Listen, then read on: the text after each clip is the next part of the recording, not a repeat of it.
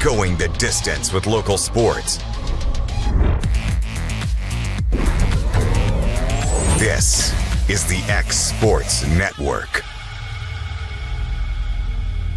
Make your property rock and roll with services from G&S Excavating, specializing in white sand, compost, mulch, topsoil, landscape gravel, and steel landscape edging. Turn to the pros who know how to make your project shine with years of experience. The best part is they're locally owned and operated.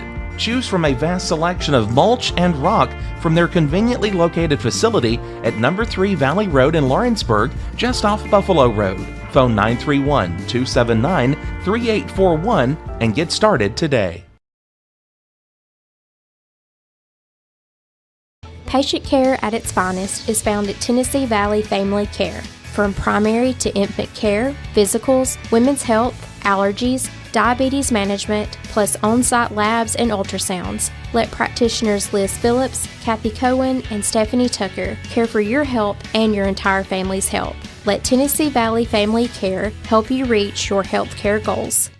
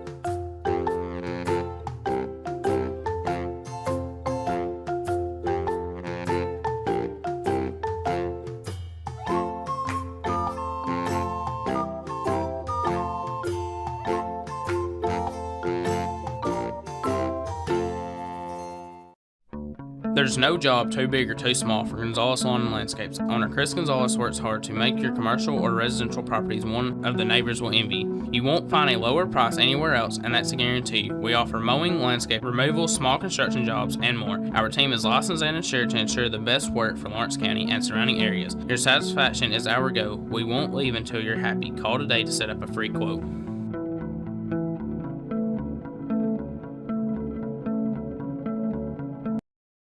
Make your lawn a legacy. At Legacy Lawn and Landscapes, we put more than 16 years of experience into your goals. We won't meet your expectations, we'll exceed them. We offer consultation, installation, maintenance, hardscapes, construction, and land clearing services. Owner John and Jamie Brewer with their team are dedicated to providing the highest quality landscape services to commercial and residential clients in Middle Tennessee. Service, teamwork, results. That's how you leave a legacy. Professional care with a smile. That will always be a guarantee at Encompass Healthcare. Whether you're looking for primary or urgent care, x-ray services, or even weight loss treatments, our team is equipped to serve your needs. Our doors are open Monday through Thursday from 8 to 5. Make an appointment with our providers, Kendra Brown or Tori Cox, today. Encompass Healthcare, located on Highway 43 North in Etheridge, Tennessee, right next to Chapman Tire. The news is out. Southern Tennessee Regional Health System Lawrenceburg received an A hospital safety grade from the Leapfrog Group. This national distinction celebrates STRHS Lawrenceburg's achievements in protecting hospital patients from preventable harm and errors and ranks our local hospital among the top tier of hospitals across the nation when it comes to patient safety. The Leapfrog Group is an independent national watchdog organization which assigns letter grades to general hospitals throughout the United States based on a hospital's ability to prevent medical errors and harm to patients. Hospital safety grade results are based on more than 30 national performance measures and are updated each fall and spring. STRHS Lawrenceburg is committed to delivering safe, high-quality care to patients, families, and visitors, and ensuring that everyone has a positive experience at our hospital. Our A grade is a reflection of the culture of community and compassion that we've worked to build here at your hometown hospital. High-quality care is a way of life for our crew, and we're proud to be part of the A team. Hey, welcome to Mid-South Barndominiums. I'm Ezra. Here's where we make your home dreams come true. We do turnkey different here. We'll take you from beginning to end. All you need is property. We're going to pair you with an interior designer to help kind of cut through all the decisions and make sure that your home comes out beautiful. And so this allows you to make your home personal and then also look really good in the very end. I got to tell you, we have so many options here at Mid-South that we had to build an entire new showroom floor to fit them all in.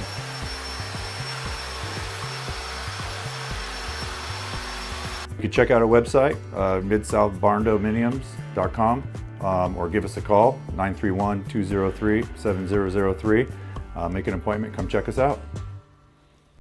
Free summer movies are back at Crockett Cinemas in Lawrenceburg. Stop by for a new movie each week on Tuesday, Wednesday, or Thursday. This summer, the theater will be showing Teenage Mutant Ninja Turtles, Trolls Band Together, Paw Patrol the Mighty Movie, Despicable Me, Migration, Spider-Man Across the Spider-Verse, Sonic the Hedgehog 2, and Puss in Boots: The Last Wish. Each movie will begin at 11 a.m. at Crockett Cinemas in Lawrenceburg. It's the Story & Lee Furniture Memorial Day sale. This is one of our biggest sales of the year, with big Memorial Day discounts inside the store and a tent sale outside. Bedrooms, dining rooms, sofas and sectionals, leather furniture, and so much more. And in our mattress center, we have every mattress on sale. And with our 3 acres of showroom and our huge warehouse, we're sure to have exactly what you want. All this plus free delivery too. The Story & Lee Memorial Day sale, going on right now through Memorial Day. The Hidden Garden, located just off the square in downtown Lawrenceburg, is your hometown oasis for massage, aesthetics, full hair and nail services, and body waxing. Gift certificates are available, and be sure to follow them on Facebook for their specials. The Hidden Garden, your peace, your place. 222 Pulaski Street, Lawrenceburg, Tennessee, or phone 931-762-9799. Hey everyone, this is Landon Saunders. And this is Nate Patterson with Cloud9 Fiber. We're excited to finally be able to offer Lawrenceburg our blazing fast, reliable, and affordable fiber internet services. If you're looking for a more reliable and more affordable provider, we at Cloud9 Fiber have you covered. Plans start at $50 a month, and we can offer up to a gigabit to your home or business. We are excited to be able to offer your first month of service entirely free. We encourage you to sign up on cloud9fiber.com or by calling 931-201-9098 so we can help you make the switch At today. C&B Linen, fast, friendly, and reliable service is our promise to you, because you're not just a customer, you're family. From multi-use linen to branded floor coverings and a complete range of cleaning supplies, C&B Linen is here to make sure you have everything you need. From our high-quality products to our fast, friendly, and reliable service, you'll experience the difference with C&B Linen. Because you're not just a client, you're part of our family. You'll be winning with C&B Linen. Swap and Shop Center in Lawrenceburg is your go-to stop to complete your home, business, a combination of both, or really anything you can think of. With one of the region's biggest selection of bedroom furniture, name brand mattresses, recliners, living room and dining room suites, accents for the home or office, quality name brand appliances, and did I mention Swap and Shop services what they sell? This is family owned and operated business at its best. And the best part is, they'll treat you like family too. We got bedroom suites, mattresses, dining room suites, appliances, outdoor equipment, mowers, and more. See us at the Swap and Shop Center in Lawrenceburg, Tennessee. A local law firm respected throughout the state. Generations of clients have turned to Boston, Holt, and Durham since 1948. we assist individuals and businesses with their legal needs, including real estate, property closings, personal injury, employment discrimination, and family law. Our clients get the personal attention and convenience of a hometown law firm with the resources and ability to handle any case. Come see us at Boston, Holt, and Durham.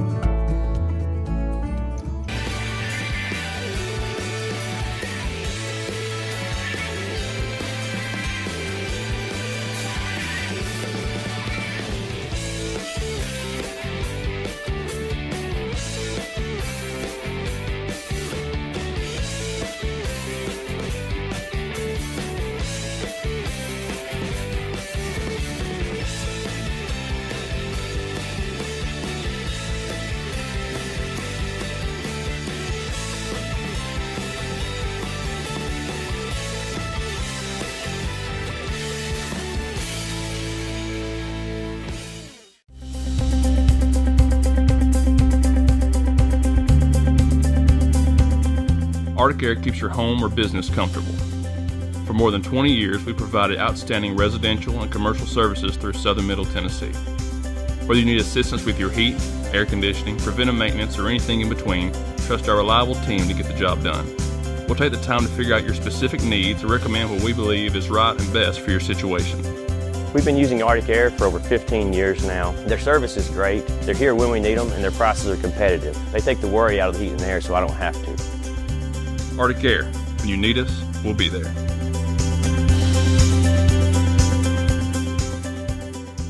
Financial advisor Scott Beasley knows time spent with family is everything. As a founder of Beasley Wealth Management, his mission is to give clients the freedom to enjoy time with family without the burden of financial concerns. A local of Lawrenceburg, Scott deeply values building relationships with clients, ensuring they make informed decisions concerning asset management, tax planning, and retirement planning, offering a free initial consultation. Beasley Wealth Management helps clients pursue their aspirations with confidence. Do you have a small farm, a big farm, or just critters in the backyard to feed? If you answered yes to any of those questions, then you need to make the short drive down to A&B Feeds in Etheridge, Tennessee today. Owner and operator Jamie Ayers has you covered and will treat you right. That's A&B Feeds in Etheridge, Tennessee.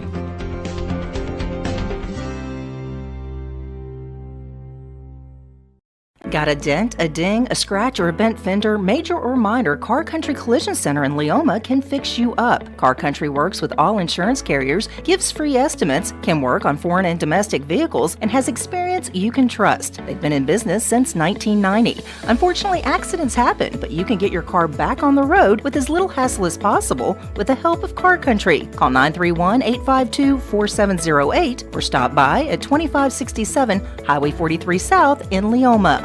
I'm Mike Keith, and my friends at Elliott Johnson Insurance have a great partner in Auto Owners Insurance. Auto Owners makes it easy to get life, home, car, or business insurance. Let Elliott Johnson Insurance find the Auto Owners policy that makes a difference in your life. Call Elliott Johnson Insurance at one of their 3 locations, Florence, Loretto, and Lawrenceburg. Elliott Johnson Insurance, moving forward for our clients every day.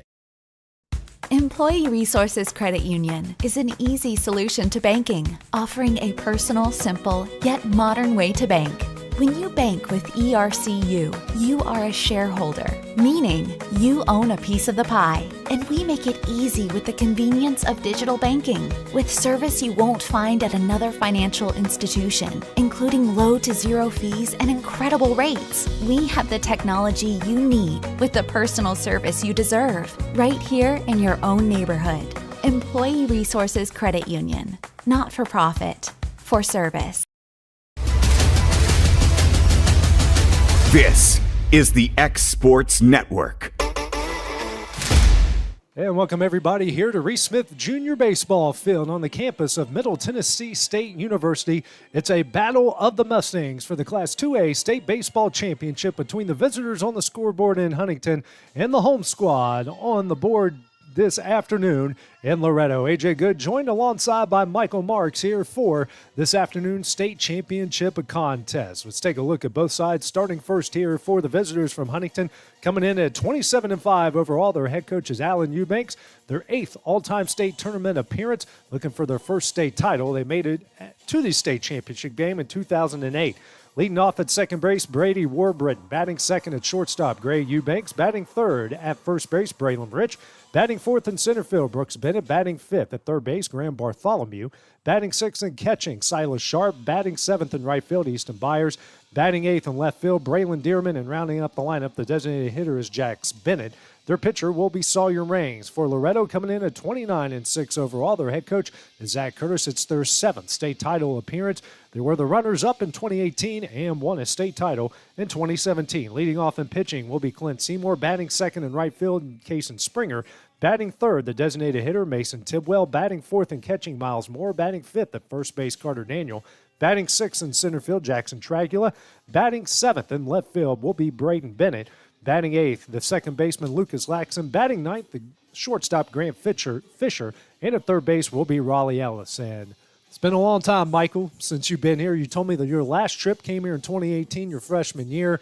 And I know it's a good time for you to be back here in Murfreesboro once again. Yeah, it's a little bit of a different view. I was talking to some of the people from Riverdale yesterday that the last time the Mustangs made it this far, we had 2 major leaguers on the team. You had Ryan Weathers and Blade Tidwell. Now, I mean, we're not sure what we got. We've had a bunch of guys step up as well. I mean, you see Braden Bennett out there in left field. He made some amazing plays yesterday, got a hit, got on base twice. We've had some big guys step up, and I was talking to some guys before the game or after the game Wednesday and said, listen, the best team every year doesn't win the state tournament. It takes a little luck to get there, and I think the Mustangs have had a little luck, but we're going to need a little bit more luck to bring a championship home. And the pitching has worked out so well for Loretto this week. You said before the game that the one guy you want on the mound here is on the mound, and Clint Seymour. A lot of teams, when you get to the state tournament, it's a win-and-go-home situation the majority of the time here. And sometimes your pitching gets depleted. That's not the case for Loretto here this afternoon. Yeah, Quint, a senior, his first 3 years in high school was really your number one guy. He's been your ace. And this year with the emergence of Carter Daniel and how much Mason Tidwell has improved, it's kind of put Clint back to that 3 spot, especially with how much of the catching duties he's had to take over. But if there's a guy I want on the mound of the state championship, it is Clint Seymour. That guy is a straight locked-on competitor on the mound, and I'm happy to see him on the mound today for the Mustangs. Leading things off here for Huntingdon will be Brady Warbriton, hitting .500 in the state tournament. He's got a double, a pair of triples. He's also got 5 RBIs so far here in the state tournament. Top of the order here. I think I sound like a broken record every game, Michael, Yeah. But the top of the order, all these teams that Loretto has faced is so stinking tough. Yeah, I mean, we saw it with Milan the past 2 games, and Huntingdon's the same way. This first pitch is fouled out of play here for strike number 1.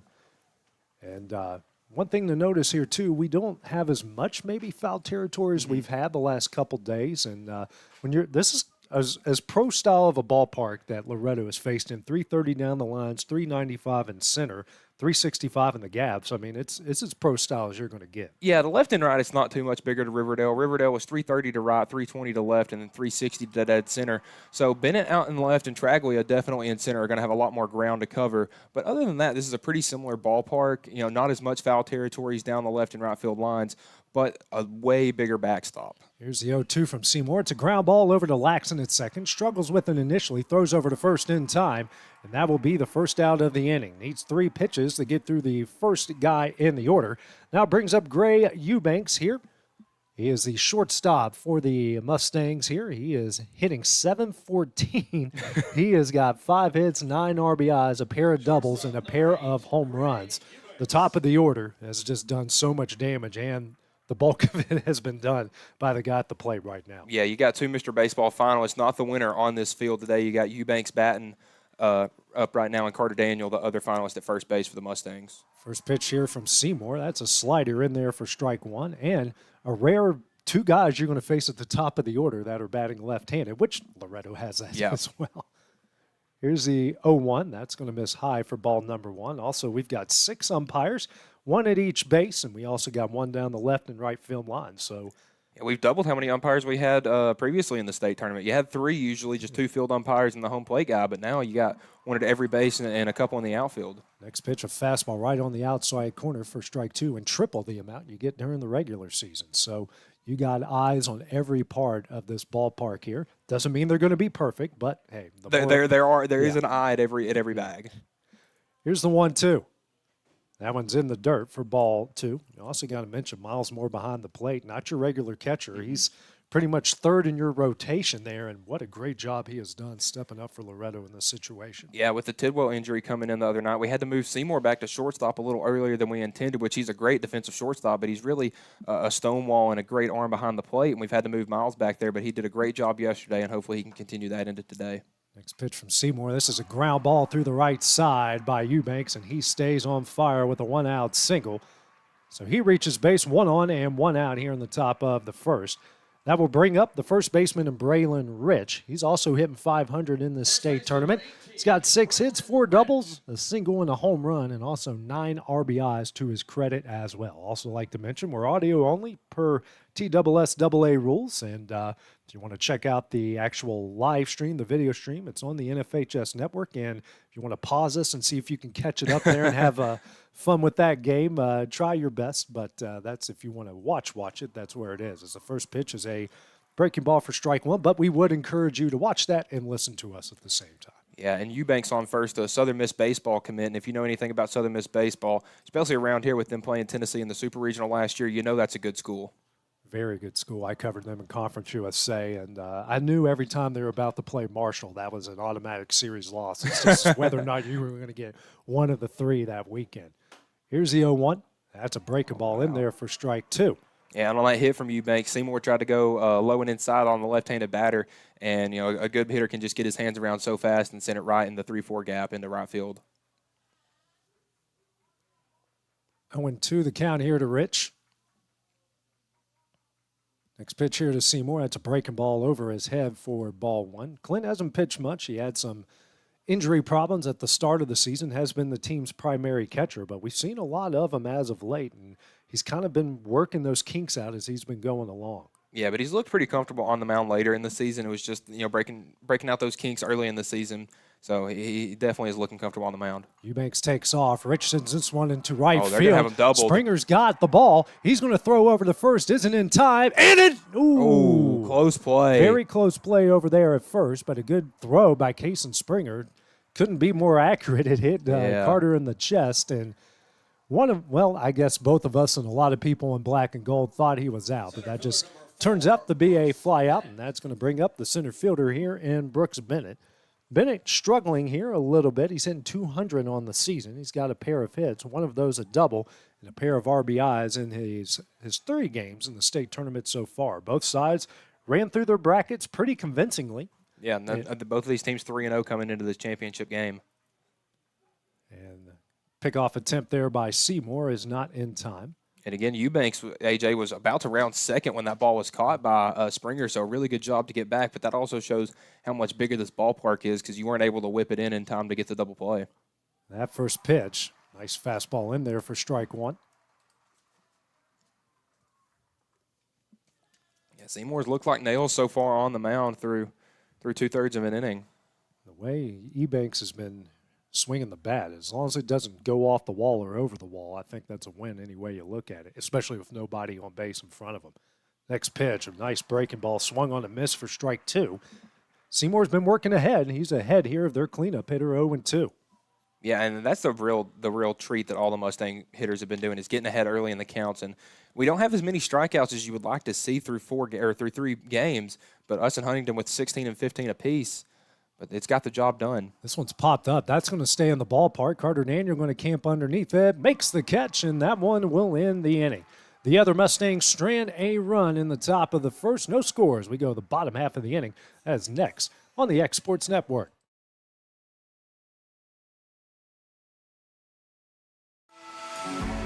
For decades, First Class Charter has provided high-quality motor coach transportation services to the Tennessee Valley. With numerous safety and cleanliness accreditations, First Class Charter is ready to make your group trip a reality. Contact us today by visiting firstclasscharter.net.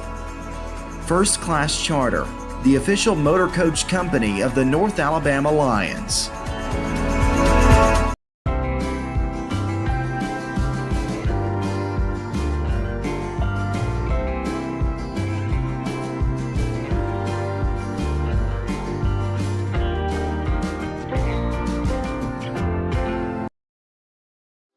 Flooring sets the tone throughout your home. For flooring that makes the right first impression, start by choosing us, Floored by Justin. A one-stop flooring destination. Our new location stands alone for unequaled customer service and selection. Owner Justin Story's mastery of custom hardwood inlays means every room can have a custom look. Discover how the right choice of hardwood, laminate, carpet, or tile can set the tone in your home. Contact Floored by Justin today. Hey, this is Phil Hooper. Get the look you want for your favorite school, church, or business with apparel from HD Ink Screen Printing in Leoma, Tennessee. Got a logo you need embroidered or screen printed? Let HD Ink give you the professional look that sets the bar in today's world. We do fundraisers and custom designed apparel and so much more. Call today, 931-201-2961, or come see us at our new shop located at 26 Ingram Road in Leoma. Remember, HD Ink for the look you want and the look you deserve. This is the X Sports Network. Welcome back to MTSU as we go to the bottom of the first of this Class 2A state championship game. No score between Huntingdon and Loretto. Sawyer Rains on the mound. He will face the top of the Loretto order with Seymour, Springer, and Tidwell. So far in the state tournament, Seymour is hitting .273. He's got 3 hits, 4 RBIs, one of those coming off a grand slam. First pitch, he pops this one down the left field line. Making the catch over there in left will be Braylon Dearman, so 1 pitch in. And we've got 1 out here in the bottom of the first. Brings up the right fielder, Encasing Springer. Springer is hitting .700. He's got 7 hits, an RBI, a double, and a solo home run in his time here in the state tournament. Yeah, I could tell Springer is just one of those guys that's locked in. And as a sophomore, I mean, you love seeing that because that's just a kid that's going to get so much better in his career. Surprising to see Seymour go down on just 1 pitch. Next pitch here from Rains. That's a fastball in there for strike 1. These two teams so similar. Loretto's only used 4 pitchers. Huntington had 3 pitchers in their 3 games. And the 1 pitcher Loretto did pitch went the first inning of Mason Tidwell before some elbow discomfort. So the next pitch here from Rains. That misses away for ball 1, even up the count here. 1 ball and 1 strike. They've kind of got Springer shifted towards the right side. Big hole up the middle. Yeah, but say that left center field gap is massive. Here's the 0-1. That one misses high for ball 2. Now, Springer isn't one of those guys you see do a bunch of opposite field hitting. He's really a pull batter, but you know, he's got really impressive pop. We've seen him hit a home run to right center field at Riverdale the past couple days, so maybe he'll have that bat ready. Next pitch misses high for ball 3. Hitter's count here for the sophomore right fielder. Man, you got the left fielder playing way in. Center field's not exactly what I would call, I mean, it's somewhat normal depth, but he's a little bit more shallow. Here's the 0-1. That one's on the inside corner, and the count goes full here at 3 balls and 2 strikes. Yeah, and these teams have both hit 3 home runs in the state tournament. I'm not sure what Stewart's Creek Field's dimensions are. Couldn't be too much different from Riverdale. But these teams both have pretty good power. Full count offering a swung on a miss for strike 3, and that is the second out of the inning. First strikeout from either pitcher in this game now brings up the designated hitter here in Mason Tidwell. So far in the tournament, Tidwell is hitting .455. He's got 5 hits, 3 RBIs, and a big 2-run homer to get things going for the Mustangs in the bottom of the first in that win over Milan. Yeah, Mason Tidwell, 3 home runs just in the sectional. Since the sectional. He hit 1 in game 1 against Camden Central, 1 in the next game, and then again hit 1 yesterday. And you saw, AJ, those outfielders backed all the way up, about as deep as we've seen them play so far. Especially in left field. He's been playing shallow most of the game. This first pitch hit high in the air to deep left field. This one's got a chance. It is gone! Right on cue, Mason Tidwell gives Loretto the lead with a solo shot off the wall and champions in left. Well, you can't back up past the wall, and Mason made sure that them backing up had no effect on that, as he just got the first pitch right down the middle, sent it into the wall of champions out there in left center field, and the Mustangs with the early 1-0 lead. That was a no-doubter. How about 4 home runs all coming in the postseason? He's now 3rd on the team because, I mean, he'd be very close to the lead if Seymour and Springer hadn't already homered in the state tournament. Yeah, 6 games, AJ, in this postseason. 4 home runs. I mean, that is just insane. Unreal. And not playing the field today, and I think that's working out for him the way things have gone the last couple games. Yeah, you don't need to be at third base if you can just go up there and hit home runs all the time. I mean, he has been just lights out at the plate. Brings up Miles Moore. He's hitting .222 with a pair of hits and a double so far in the state tournament. Both of those hits came yesterday on frozen ropes to the right side. Yeah, and Miles in the state tournament has really been more one of those, I guess you could say, a dirty work kind of guy. He's gotten walked a bunch. He's gotten on base, I believe, off 2 errors. So, he's just one of those guys that really likes to get on base, and his batting average may not look pretty, but that on-base percentage is definitely a higher number. 417 as he takes the next pitch down the middle here, a breaking ball for strike 2. He's down 0-2 here in the count. Yeah, if I had a scouting report on Moore, I'm just pound the strike zone. I mean, he might hit you, but typically he's one of those guys that'll go up there and see a lot of pitches, and if you're not throwing the strike zone, he'll just drop the bat and walk to first. Here's the 0-2. This is a ground ball up the middle. Could be trouble. Eubanks Fields throws over to first, not in time, an infield single here for Miles Moore. And back-to-back singles with 2 outs, and the Mustangs doing it once again. Some 2-out damage here. So we got a runner on first and 2 gone. We'll bring up the Class 2A finalist for Mr. Baseball in Carter Daniel. Daniel so far in the tournament hitting .455. He's got 5 hits, a pair of RBIs, all singles.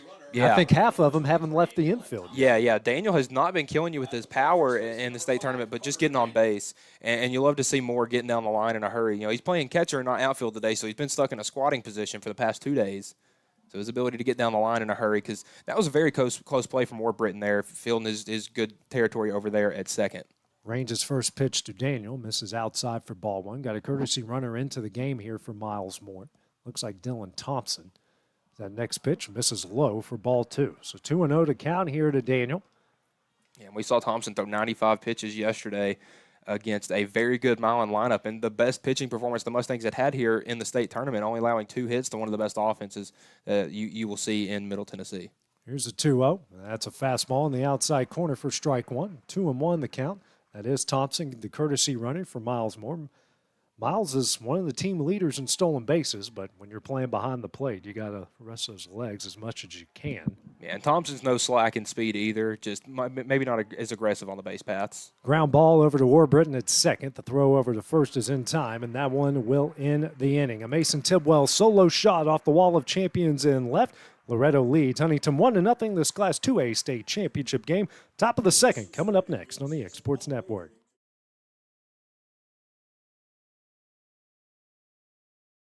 There's a reason owners Tyler and Cindy McDowell chose the name In Service for their towing business. They did because it's their goal to be in service for you on the day that you need them the most. In-Service Towing is now known far and wide for their response time because minutes matter when you're broken down. Or their 24/7 availability, you can call them anytime for service. Their professional team with years of experience and their fairness, plus their know-how in dealing with the unexpected. But the thing that In-Service is known best for is how they treat their customers, and that's like family. When you need them, call them 931-843-9098. Jack Davis Insurance, located at 201 West Gain Street in Lawrenceburg, has you covered through life's obstacles. Facing those challenges is easier together. That's why Jack Davis specializes in group insurance. Cover the most valuable aspect of your business, your employees, with coverage for life, accident, cancer, critical illness, short-term disability, dental, and vision. Jack Davis can customize to meet every need. Serving Lawrence and surrounding counties since 1987. Contact Jack Davis Insurance today at 931-242-5225. This is the X Sports Network. We go to the top of the second here, this Class 2A state championship game with Loretto leading Huntingdon 1-0. Due up for the other Mustangs will be 5-6-7. Graham Bartholomew to lead things off here for Huntingdon. He's hitting .500 in the state tournament. 4 hits, all singles, and a pair of RBIs. Again, Gray Eubanks playing shortstop today for the Mustangs. The Huntingdon Mustangs is typically their third baseman, but I'm guessing with the pitching and stuff, they've had to move some pieces around. He's at short, and you have Bartholomew playing third. First pitch from Seymour misses high for ball 1. Here's the next pitch. That misses him for ball 2. Again, the Mustangs' defensive lineup a little different. You got Moore behind the dish, Carter Daniel at first, Lucas Laxon at second, Grant Fisher at short, Raleigh Ellis at third, Braden Bennett out in left field, Jackson Traglia in center, and Kaysen Springer to right. Next pitch misses away for ball 3. So Seymour is now quickly behind their 5-hole hitter. Here's the next pitch. That one is in there for strike 1. Yeah, Clint's one of those guys. All his pitches have movements. He doesn't use a four-seam fastball as much. He's more of a sinker-cutter kind of guy like Corbin Burns is for the Orioles. So he's really going to try to paint the corners, and if he's not getting calls, he may have a tough time keeping it in the zone. That one missed low and away for ball 4. So the first walk issued by either side here will put Bartholomew at first base. Now Silas Sharp, catcher due up here for Huntington. So far, Sharp is hitting .250 in the state tournament, a pair of hits, both singles. No RBIs to speak of so far. First at bat here against Seymour. Ellis playing on the grass over at third, middle infield at double play depth. You got both outfielders kind of pinching in on the gap, especially Springer there in right, as Zach Curtis will come out and talk with his senior pitcher. His senior catcher will join the conversation as well. Now, I'm not exactly sure what the rules are for high school baseball. I know in college the head coach can't go out there twice or he'll have to make a pitching change, because I remember Florida had some difficulties with that in the College World Series. But with Blake Barnett coming out here, this may be a little injury. Yeah, injury. Look at. So you do have Grant Fisher and Kaysen Springer, a couple pitchers in the field right now, just in case Seymour's okay. And it looked like Zach Curtis just gave the thumbs up. They were just double checking. They saw something from the dugout that didn't look normal, but everybody will head back to the dugout, and Seymour will stay on the mound. I assume it may have just been a little, conversation about his control, seeing if his arm feels okay. But you're not going to get Seymour off the mound unless his elbow or his shoulder is, like out of its socket or something like that. That kid is going to stay out here as long as he can. Tries to throw over to get Bartholomew, not in time. And Sharp at the plate, hitting .250. Top of the order for Huntington has been incredible in the state tournament. Bottom of the order has struggled a bit, as this one is fouled back. I was all over that. The game changer guy thought he was getting that. I would have beat him to it. That one's fouled back for strike 1. Now, I'm not sure if they left this up here for us or it's just been up here, but we do have a bottle of hand sanitizer over here in the corner next to me and another one behind your head. Yeah, better safe than sorry. Here's the 0-1. Breaking ball in there. He has been deadly with that slider so far, as he's ahead in the count here to Sharp. No balls and 2 strikes. Again, we've talked about it with the Mustangs pitching staff, all of the state tournament, is how good their breaking stuff is. And Seymour and Daniel, when they're on the mound, their sliders are absolute wipeout pitches. Wouldn't surprise me if he goes right back to it right here. He's going to check on Bartholomew. Ooh. Almost in time. Just did not get it over there. It looked like his foot may have got stuck in the dirt. Now, again, we're playing on a dirt field compared to what we've been on with the turf. Which has had some rain. They did water it to keep the dirt down, but not as much as you normally would. Cleat may have gotten stuck because it's like he was crawling back. Ground ball here to Fisher. He will step on second. The throw over to first is in time. We are 2 gone here in the top of the second off that 6-3 double play. 2 gone here in the top of the second inning. Yeah, we had the middle infield at double play depth, but Fisher, where he caught it, was pretty much right on the bag, so he just tapped it and fired over to Daniel for the double play, getting Bartholomew and Sharp out right there. Brings up Easton Byers, hitting .200 in the state tournament. Just one hit, a single so far. The bottom of the order is kind of shifting around a little bit. We've had a few different guys for Huntington in some of these 7, 8, 9 spots so far through the first couple days, as that first pitch is a fastball on the inside corner for strike 1.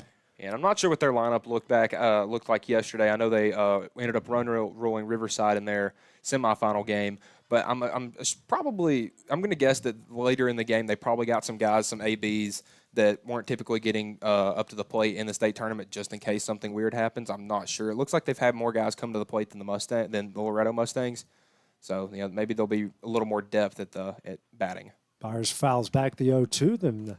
Actually, foul back the 0-1, then foul back the 0-2 as he stays alive with a 0-2 count here. Seymour trying to get out of this inning after getting that huge double play. Here's another 0-2. On the inside corner, misses just a bit in and high for ball 1.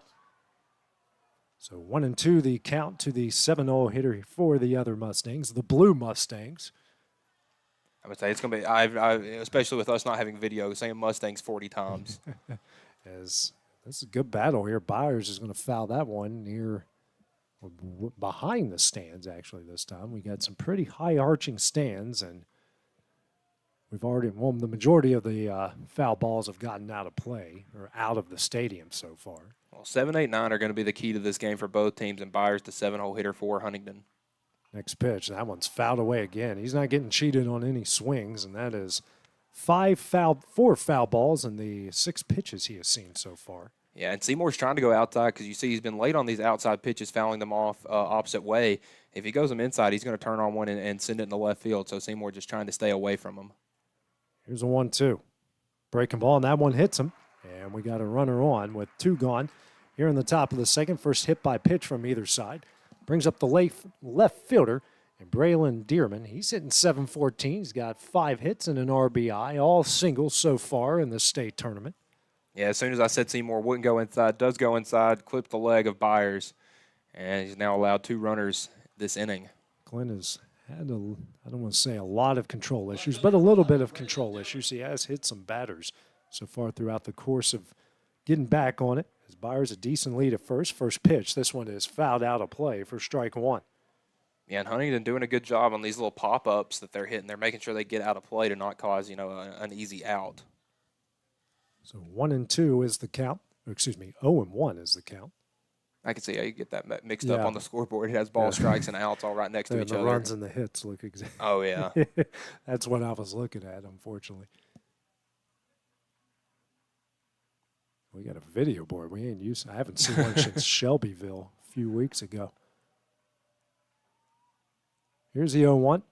Breaking ball just misses low and away for ball 1, even up the count here. 1 ball and 1 strike. Yeah, tried to work an 0-1 slider low and away from Dearman, the right-handed batter, and just missed the box.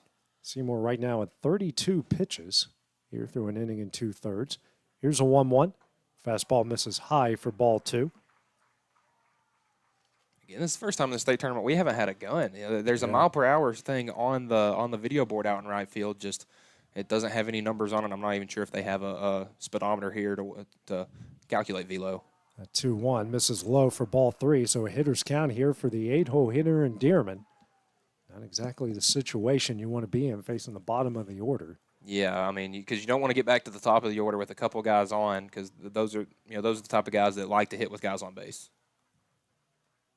Now he's going to catch. Oh, almost caught him there. The ball gets away, but Byers is going to stay put there at first base. And Clint catches that. And they might have a good argument to call him out there, but just couldn't hang on to that. Yeah, well, Seymour being a right-handed pitcher, you wouldn't expect to have so many close pickoffs. But I'm guessing some of these Huntingdon players are having trouble getting their spikes caught in the dirt.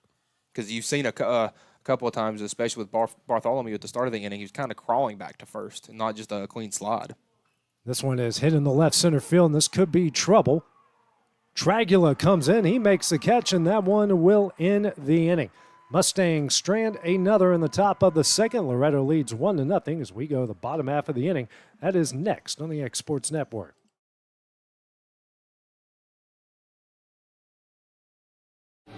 Lawrenceburg Flooring and More is your premier source for hardwood, laminate, luxury vinyl tile, sheet vinyl, residential and commercial carpet, carpet tiles, ceramic and porcelain tile, waterproof floating floor, plus blinds and shutters. Lawrenceburg Flooring and More is also home to all name brands and can tackle projects big and small. Installation? You're covered with installers who've got years of experience and stand behind their work. Let Lawrenceburg Flooring and More make your design dreams a reality. 2760 Highway 43 North, or visit lawrenceburgflooringandmore.com. Are you looking for the perfect refrigerator? What about a new stove or washer or dryer? It only makes sense to shop at the one place that specializes in appliances, top to bottom, big or small. And that's Kelly Appliance in Lawrenceburg. Kelly Appliance is home to all major name brands, including LG. LG makes life good with a full selection of refrigerators, cooking appliances, dishwashers, microwaves, and more, including appliances made right here in Tennessee. Family owned and family operated. Stop by Kelly Appliance on Jerry Street in Lawrenceburg. This is the X Sports Network.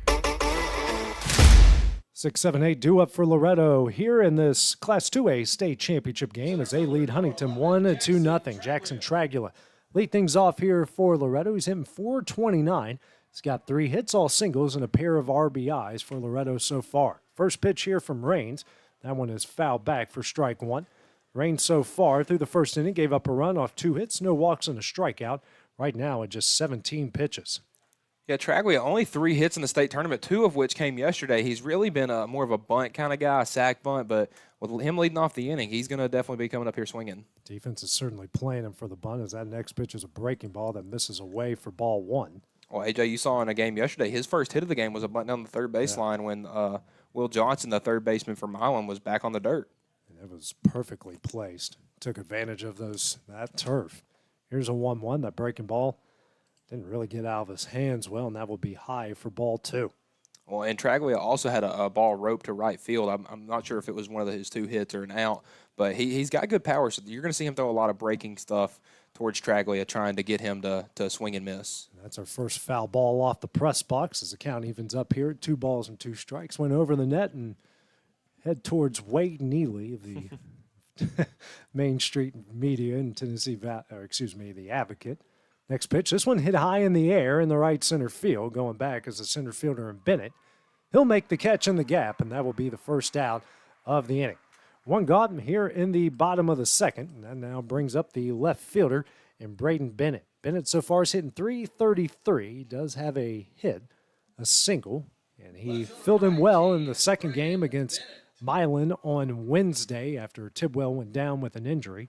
Came in and filled well in the field, doing the best that he could, and then came up yesterday and had himself a pretty clutch hit that brought home a run. Yeah, he's been doing a really good job just getting on base. I know he's reached 3 times in his 4 plate appearances. His on-base percentage on this is listed at .400, but I know he reached on an error in the first game 2 days ago and then struck out his other time, but then a base hit and a walk yesterday. Here's a 1-0, and that one's in the dirt for ball 2. So 2-0 is the count.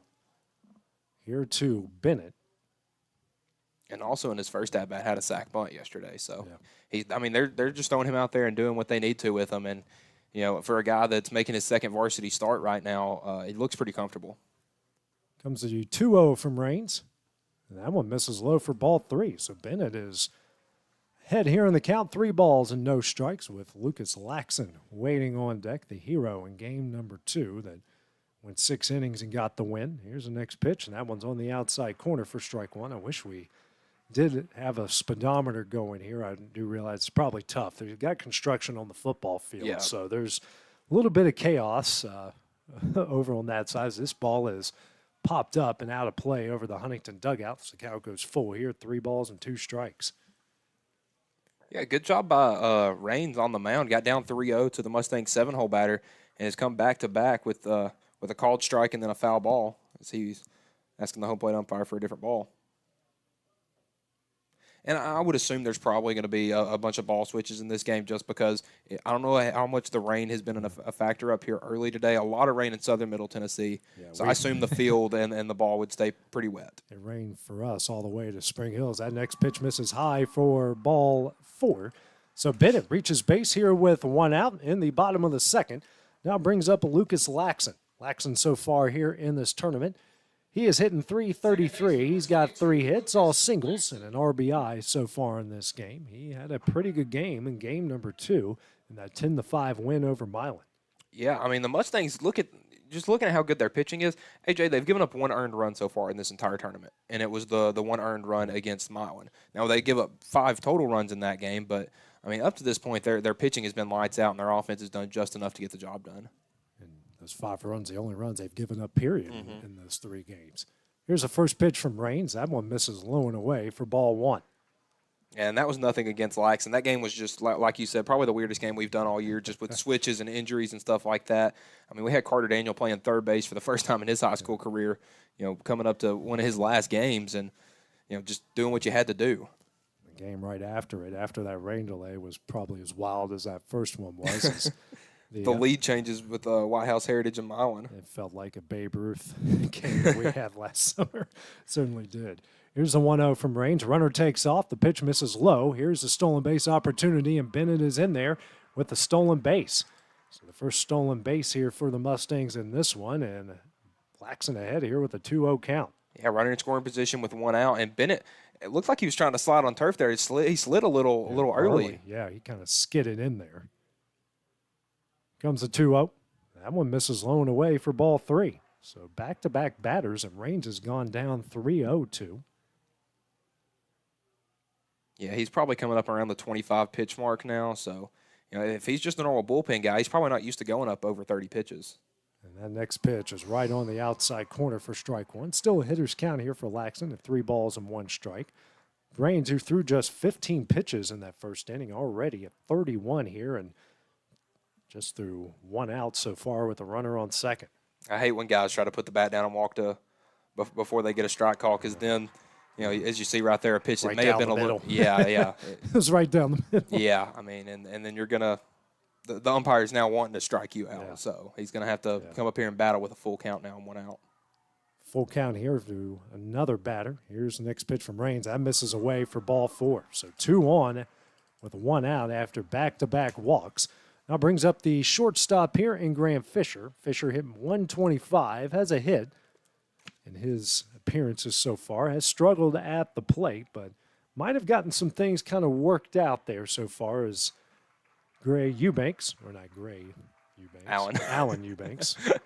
Tomato. Yeah. Alan Eubanks, the head coach for Huntingdon, will make his way out to the mound here, have a conversation with his pitcher. Pretty big situation here coming up for Loretto. And that was just a, hey, calm down. You just walked their 7 and 8 batters. And with 1 out, and barring a double play right here, you're going to get Clint Seymour back up, who loves to hit when guys are on base. But we're going to need a big hit out of Grant Fisher. And I was about to say, AJ, on that last pitch to Laxton, he ended up getting walked on. That was in the left-hand batter's box, and Laxton, a right-handed batter. I was going to have to go down there and have a word with the umpire myself if he struck him out on that one. Silas Sharp behind the plate has certainly been busy for Huntingdon there, especially in these last couple of bats. So 2 on, 1 out, Fisher at the plate. Left field, you're playing pretty deep right here. And that one's going to get away from Sharp as Fisher show bunt. That one got away, and we also have a huge backstop here as both runners advance to second and third off the wild pitch. Yeah, it's what Coach David Weathers would call a scoreable backdrop. If one gets by, you're definitely going to, barring it coming off the wall at a weird ricochet, it's definitely easy for you to get 90 feet. And now Eubanks, the head coach, is asking if Fisher went around or maybe would have tipped it, because it did kind of look weird coming back there. And they say he didn't. Yeah. Hey, he may have just been looking for a check down. I thought I heard a tink like it had went off the bat, but they all advanced and Fisher didn't seem like he had done anything wrong. So no one reacted either way to that. They acted like it was a wild pitch. So corners playing in, middle infield playing back. So any ground ball up the middle is going to concede the second run of the game. Here's a 1-0. It's a breaking ball that misses away and high for ball 2. Yeah, and Fisher goes from looking to bunt. He may still try to squeeze Bennett, very good speed over there at third. We may see another squeeze attempt with the corners kind of playing a little in closer to the grass, but I'm not sure if the Mustangs coaching staff doesn't want him just swinging right here. Or not swinging at all. Not swinging at all. Misses away for ball 3 and bottom of the order. And hey, that's what these guys are up here to do. See a bunch of pitches for these guys behind you and run up his pitch count. Like you said, AJ, 15 pitches in the first. He's coming up on 20 more here in the second. He's at 36 right now, pitch 37. That one is in there for strike 1. And that one's a close one, too. And everybody, 7 and 8. And he got down 3-0, and then got the 3-2 and threw ball 4 in the other batter's box. He might do the same here with Fisher. I'm sure he's got the red light in this situation. So here comes a 3-1. That one misses on the inside corner for strike 2. And just like the previous 2 batters, goes down 3-0, comes back to make it a full count. Now, when we're sitting in the press box, we're up a lot higher than we've been in any press box so far, so not the best view of home, but and slightly skewed to the right. Comes another full count offering and does the same thing. Misses away in the other batter's box for ball 4. So he has walked the bases loaded with 1 out. That will bring up Clint Seymour as Alan Eubanks will go back out to the mound for the second time in this inning. This may be a time when you come take the ball from him. But with Seymour coming up with the bases loaded, we saw him in the opening round of the state tournament against White House Heritage go yard on a bases loaded pitch that came right down the middle. He sent out to center field. But then it happened again yesterday, came up with the bases loaded and flew out on the first pitch with 2 outs and the bases loaded as Huntingdon looks like they are making a pitching change. They are going to bring in, I believe that is number 21, Caleb Ezel. Yeah, so we will Pause here and take a short break while they make this pitching change here on the X Sports Network.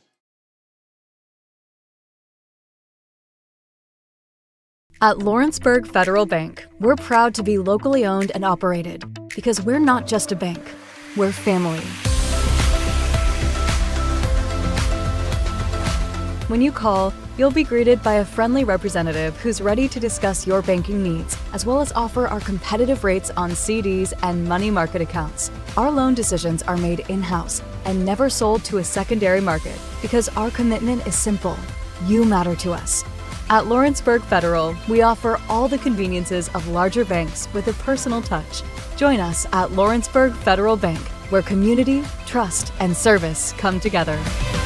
Are you looking for a non-factory job environment? Livingstone Freight Solutions is a 3PL company that began managing warehouses in Tennessee, Alabama, and Mississippi. With our multiple shifts and experienced management team, our goal is to give you as an employee a safe family work environment and competitive wages. We offer a wide variety of employment opportunities from forklift drivers to management level positions. We also strive to offer a competitive benefit package and PTO options. For more information or to apply, visit us at livingstonefs.com or give us a call at 931-269-3255.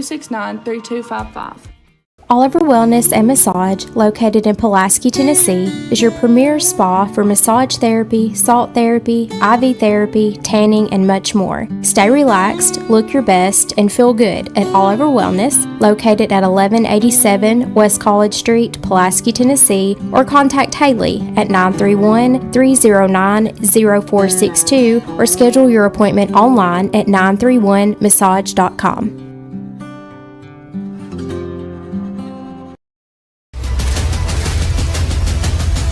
This is the X Sports Network. Gray Eubanks, the new pitcher in the game here for Huntingdon. He inherits a bases loaded, one out situation. Loretto leading 1-0 in the bottom of the second. Clint Seymour to lead things off here for the Mustangs. Range checks out after an inning and 2/3. A run off 2 hits, 3 walks, and a strikeout through 39 pitches. First pitch here to Seymour is blocked by Sharp in the dirt here for ball number 1. So Seymour, no stranger to bases loaded situations, had a grand slam in the 7th inning against White House Heritage on Tuesday. Last time, though, he popped up in his last bases loaded appearance. And this one's a line drive at the new shortstop. Izell throws over to second, throw over to first is in time, and that one ends the inning. A big 6-4-3 double play here for Huntingdon in the bottom of the second to get out of the jam. Loretto still leads 1-0 as we go to the top of the third next on the X Sports Network.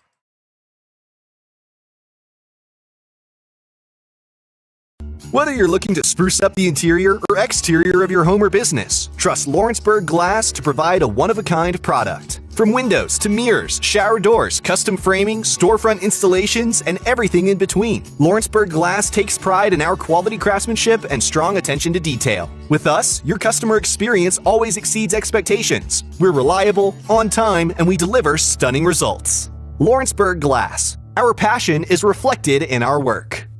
Head on over to Shaw Southeast Distributing in Lawrenceburg to find everything you need for your home, business, or fundraiser. To make life easier, Shaw Southeast Distributing now accepts EBT cards. Have a concession stand, food truck, or just your kitchen at home? Leave it to Shaw to fill your shelves with ease. Shaw Southeast Distributing delivers. Family owned and operated. Phone 931-762-7760. Follow us on Facebook or visit us at 1603 Ripke Avenue in Lawrenceburg.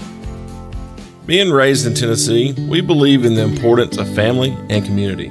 Creating a positive experience at our family-owned and operated business is one of the ways we share that belief. Being in an accident can be extremely stressful. When it came time for my repairs, Mashburn's made it easy.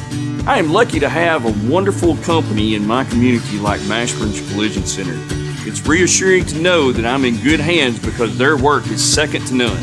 We pride ourselves that the Mashburn name is one of the most trusted in Lawrence County since 1981. Mashburn's Collision Center. Let our family take care of yours. Old School Rentals in Loretto, Tennessee is headquarters for all your rental equipment needs. Need a trailer? How about saws, tools, loaders, or generators? You can find all of that and much, much more at Old School Rentals. Owner Ryan Smith, located on North Main Street in This is the X Sports Network.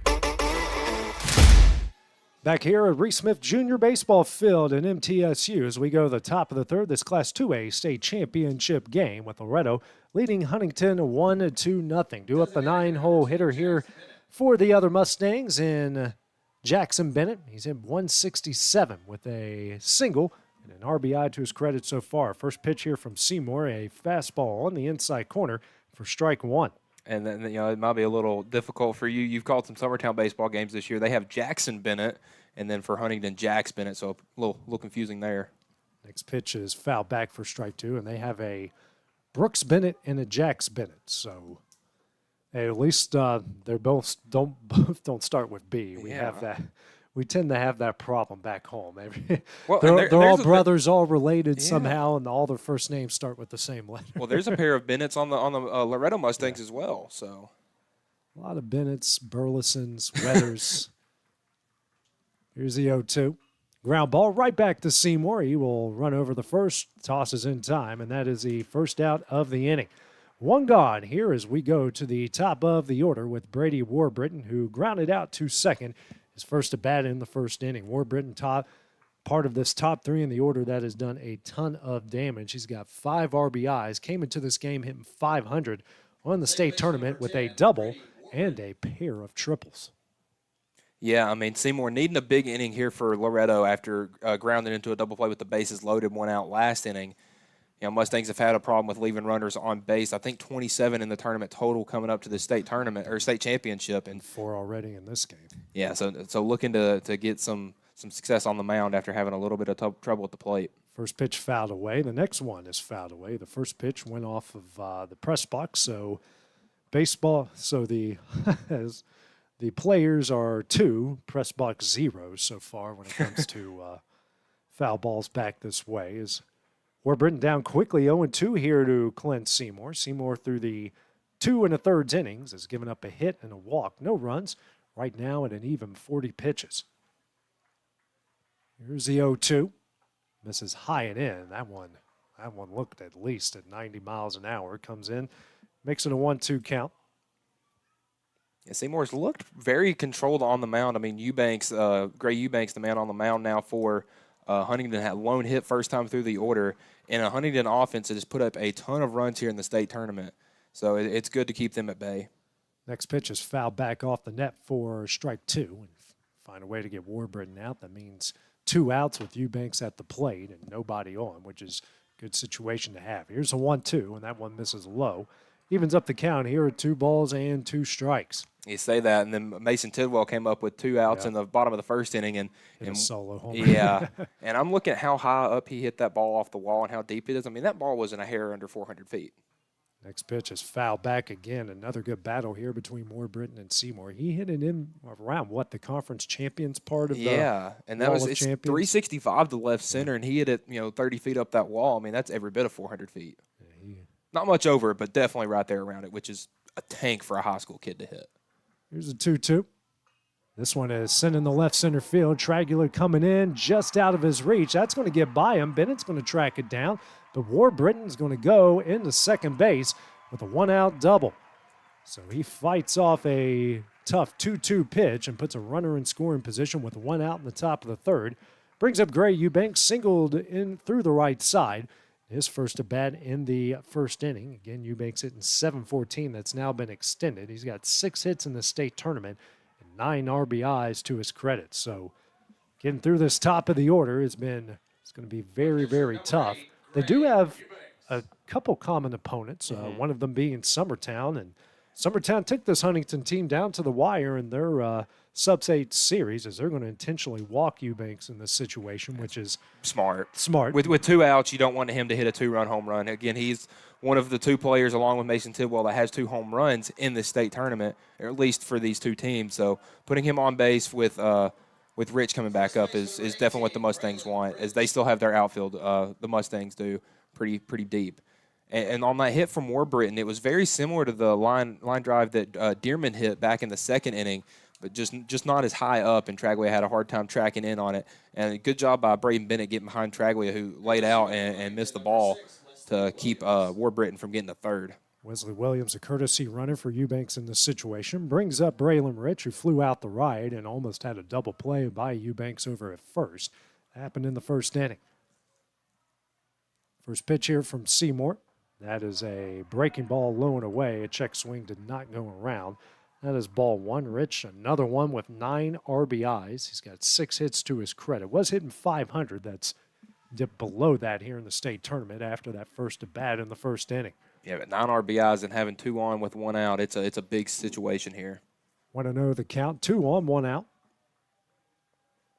Infield kind of playing, they are playing double play depth. Pretty normal at first and third, normal in the outfield with Springer a little bit more towards the gap and right. Next pitch, that one is swung on and missed for strike one to even up the count here of 1 ball and 1 strike. Yeah, Seymour goes with the curveball. It went right down the middle, and I'm just guessing that Rich isn't a big breaking ball hitter, mainly a fastball guy, as you see with most first basemen. So I would assume Seymour is going to go with a couple more breaking balls here to try to get a strikeout. And now we got a pickoff here at second. That's going to get away from Fisher. That's going to allow Warburton to go to third. And Williams is just going to stay there at first base. And now we got runners on the corners here with 1 out in the top of the third off the air. And that's what's so dangerous about trying to pick off towards second. I mean, he may have had him, but the throw just went off the bag and ended up in right field. Good job by Laxon and Springer out there at second and right field to be able to get that ball and keep Warburton from scoring. Because, I mean, the way that ricocheted, if he was going full speed, he may have been able to get there, honestly, and tie this game up. Second time in the state tournament we've seen a pickoff at second base go awry and put Loretto here in a very precarious situation as Moore will, behind the plate, will give out the first and third signals here. But again, double play still in effect with the pinch runner at first with 1 out. And the Mustangs, after end of their inning with the double play, would love to get a big one out here to in the third inning, the top half. Williams not a big lead over at first. Here's a 1-1. That's a tapper. Doesn't even make it to the TSSAA logo for strike 2. So it's a 1-2 count here to Rich. So any way you find a way to get Rich out with no runner advancing would be a win here for Loretto. Or, hey, maybe another double play ball. Yeah, and then that would be a huge momentum. We've had a double play from each side now. And well executed. They look like MTSU playing out there. Here's a 1-2. Swung on and missed. Nope, swung on and fouled back. I was lucky that was excited there, yeah, because I was going to the backstop with a ton of speed at third. Yeah, I gotta say, Warburton, he's one of those leadoff batters. Usually your leadoff batter, you like to just have somebody fast that can maybe get on base, but once you get on base, he is hard to handle, and Warburton definitely one of those guys, but he's got the ability to hit for power and contact. This one's popped up. It's going to be into shallow right field. Springer going to make the catch. Here comes Warburton, the throw. Will not be in time. He will score off the sacrifice fly. 2 gone in the game tied up here at 1 apiece in the top of the third inning. So Rich does the job. That's his 10th RBI so far of this state tournament, and we are tied up at 1 here in the top of the third. Brings up Brooks Bennett, who popped up in foul territory over at first base to Carter Daniel. That one ended the first inning. Yeah, and just a good play right there. I mean, Huntingdon just taking care of what they need to. But this Huntingdon team, AJ, has scored 32 runs in 3 games compared to the Mustangs just 21. So if you thought they were going to come in here and get shut out, you were wildly mistaken. This one's popped up right behind the Loretto dugout, and got to give that dad some credit protecting the young ladies, unsuspecting young ladies there, as that one hit about 5 feet away from him. As you know, hey, got to give the guy credit going, okay, that's going to be dangerous. And, yeah, with this being a college ballpark, you're going to have a lot more fans with the ability to catch some of these fly balls out of play. Here's the 0-1. Runner takes off. Here's the throw. Ooh. Very close, but not in time. He will be in there with the stolen base as the count evens up here. 1 ball and 1 strike. First stolen base of the game here for the other Mustangs. Yeah, I mean, just we didn't see this pinch runner or a courtesy runner, have a very big lead on Seymour at all. And Moore had a good throw down to second. I thought Fisher may have got him on the cleat, but just a good job right there as the 1-1 cut on and missed. Yeah, big, high, elevated fastball. 1-2 the count here to Bennett. Bennett, the 4-hole hitter, has struggled. His batting average is now dipped below 200 so far for the state tournament. Again, the bulk of the damage has been through 1, 2, 3, and the reason why they have tied things up here in the top of the third inning. And it's kind of the way the Mustangs line up. Instead of 1, 2, 3 are really dangerous, 4 and 5 and 6 have the ability to do damage, and then 7, 8, 9 you just like to get them on base. But they've done a really good job 1 through 9, both of these teams all the way through the state tournament. As Bennett will call timeout here as Seymour and Moore had a long look at the signs. Well, this is a big AB for Bennett. You got a runner on second with 2 outs. You'd like to get a base hit and try to get him home and give your team the lead here in the 3rd inning. 1-2 the count. Runner on second. So next pitch. This one's popped up. It will stay on the infield. Laxon's going to camp underneath it. He will make the catch, and that one will end the inning. Huntingdon ties things up in the top of the 3rd inning. 1-all as we go the bottom half. That is coming up next on the X Sports Network.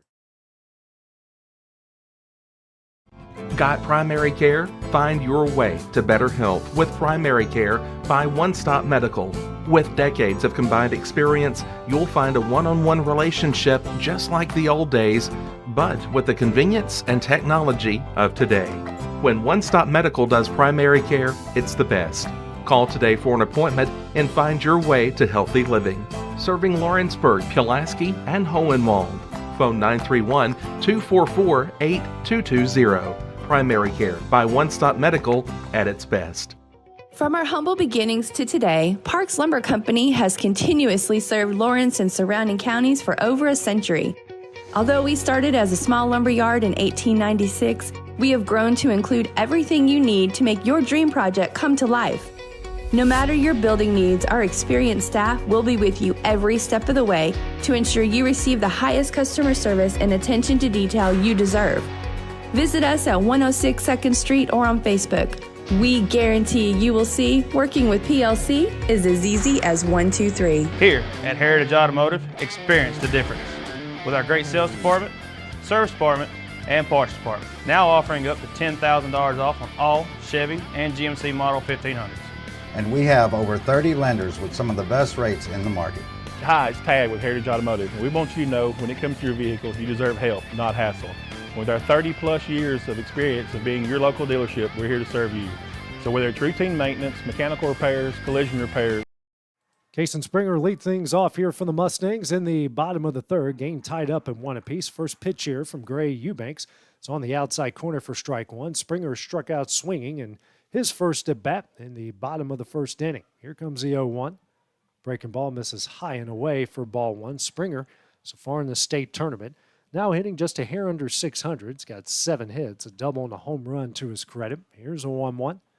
Big cut in the miss there for strike 2 as Eubanks coming in. Hasn't pitched a lot, but looking pretty comfortable and just humming his fastball in there so far. I'd say only 2 or 3 appearances this year, but getting a big junior on like that with the big strikeout of Springer, I mean, when it comes to state championship, you got to have everybody ready. Next pitch is swung on a miss for strike 3. Second strikeout by Mustang pitching. First for Eubanks brings up Mason Tidwell, who hit a solo homer off the wall of champions in the bottom of the 1st. Second home run here of the state tournament.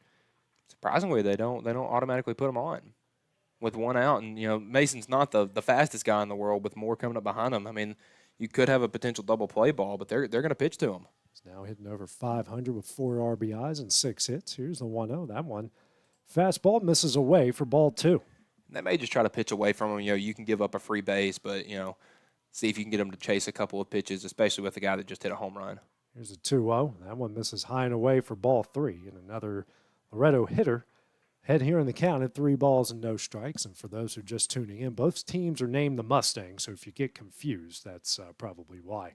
That next pitch misses high for ball 4, so a 4-pitch, 1-out walk. Puts Tidwell at first base. Now brings up Miles Moore. Had a infield single in his first at bat. Moore so far, now hitting over 250. That was his 3rd hit of the state tournament. A pair of singles and a double. Big hole through the right side. That's right where Miles loves to hit it. Yeah, he's right center is kind of his go-to place. If he can put one right there, that could maybe score Tidwell from first if he gets a good lead, and easily a double for Miles. First pitch on the outside corner here for strike 1. Decent lead by Mason. Huge lead, actually, for Mason at first. Here's the next pitch. Squares around the bunt, gets it down. Eubanks struggles to get over. Throw over to first will be in time. That's going to move Tidwell to second base, and Miles Moore another well-executed sacrifice bunt. Puts a runner in scoring position. I will bring up the first baseman, Carter Daniel. Grounded out to second. His first at bat in the first inning that ended things there in the first inning. Yeah, I'm not sure if I'm a fan of the one-out bunt to get a runner in scoring position. I get Daniel has been a very clutch hitter for the Mustangs this year, but with Moore, who's also had a really high batting average through the regular season and some good hits here in the postseason, I'm not sure if why you don't let him swing and try to get 2 on with 1 out. Daniel's got 5 hits, 2 RBIs to his credit. Takes a first pitch high here for ball 1. Got a runner in scoring position. The Mustangs struggled in the first couple games with runners in scoring position. Yesterday, much different, going 4 for 10. Next pitch, a fastball in there for strike 1. Yeah, Daniel, a very quiet 500 batting average here in the state tournament, and looking to get a big RBI. He had one of the 4 RBIs yesterday. Would love to get another one today to give the Loretto the lead here in the bottom of the 3rd. Next pitch swung on a miss for strike 2. Another fastball in there. Mustangs already 0 for 1 with the runners in scoring position. Huntington's 0 for 1, but they do have a sacrifice fly. 1-2 the count with 2 gone. Next pitch sent into the glove of Rich at first, and that one will end the inning. Game tied up at 1, this Class 2A state championship game as we go to the top of the 4th. Next on the X Sports Network. Do you ever worry about having too much in the garage? What about where you're going to put the mower, or your ATV, or better yet, your mother-in-law? Look no further than Quality Storage Buildings located right next door to Flat Rock Cheese and More on the Minor Hill Highway in Pulaski, Tennessee. There you'll find the answer to your need in a compact or spacious metal building. Built by hand right at Flat Rock by some of the finest craftsmen around, there's a perfect building for everyone, including economy, utility, cabin, lofted or garage models, and even an animal shelter line. Buy or rent to own, see the different models at Flat Rock or on North Main Street in Ardmore and on Highway 43 South in Dunn. Call today 931-363-3603 or 931-201-2205.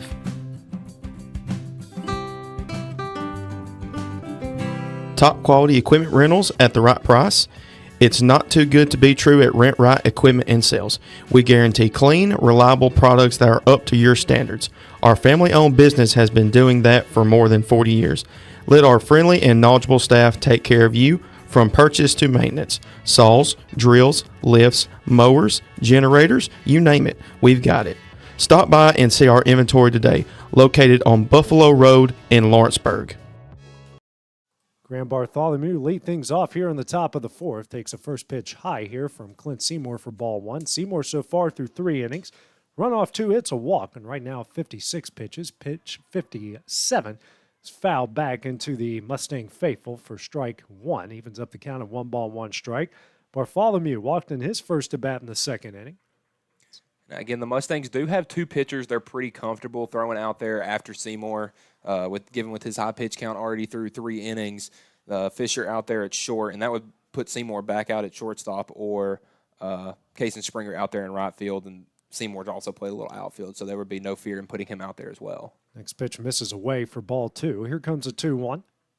Misses away for ball 3 as that one went to the backstop, but no one on base, so no problems there. A 3-1 count here to Bartholomew. Yeah, he got walked his first time up, was the leadoff batter to start the 2nd inning, and leadoff walk, and then was grounded into a double play by Silas Sharp, who was on deck for the Mustangs. Comes a 3-1. Swung on a miss for strike 2 as the count goes full. I swear every time a pitcher gets down 3-1, 3-0, they find a way to get it full. I think they've done that in every at-bat that's happened so far. Comes a full count offering. Ground ball over to Daniel at first. He makes a play. Will step on the back, and that will be the first out of the inning. 1 gone here in the top of the 4th. Now brings up the catcher and Silas Sharp, who grounded into a 6-3 double play. His first at bat in the 2nd inning.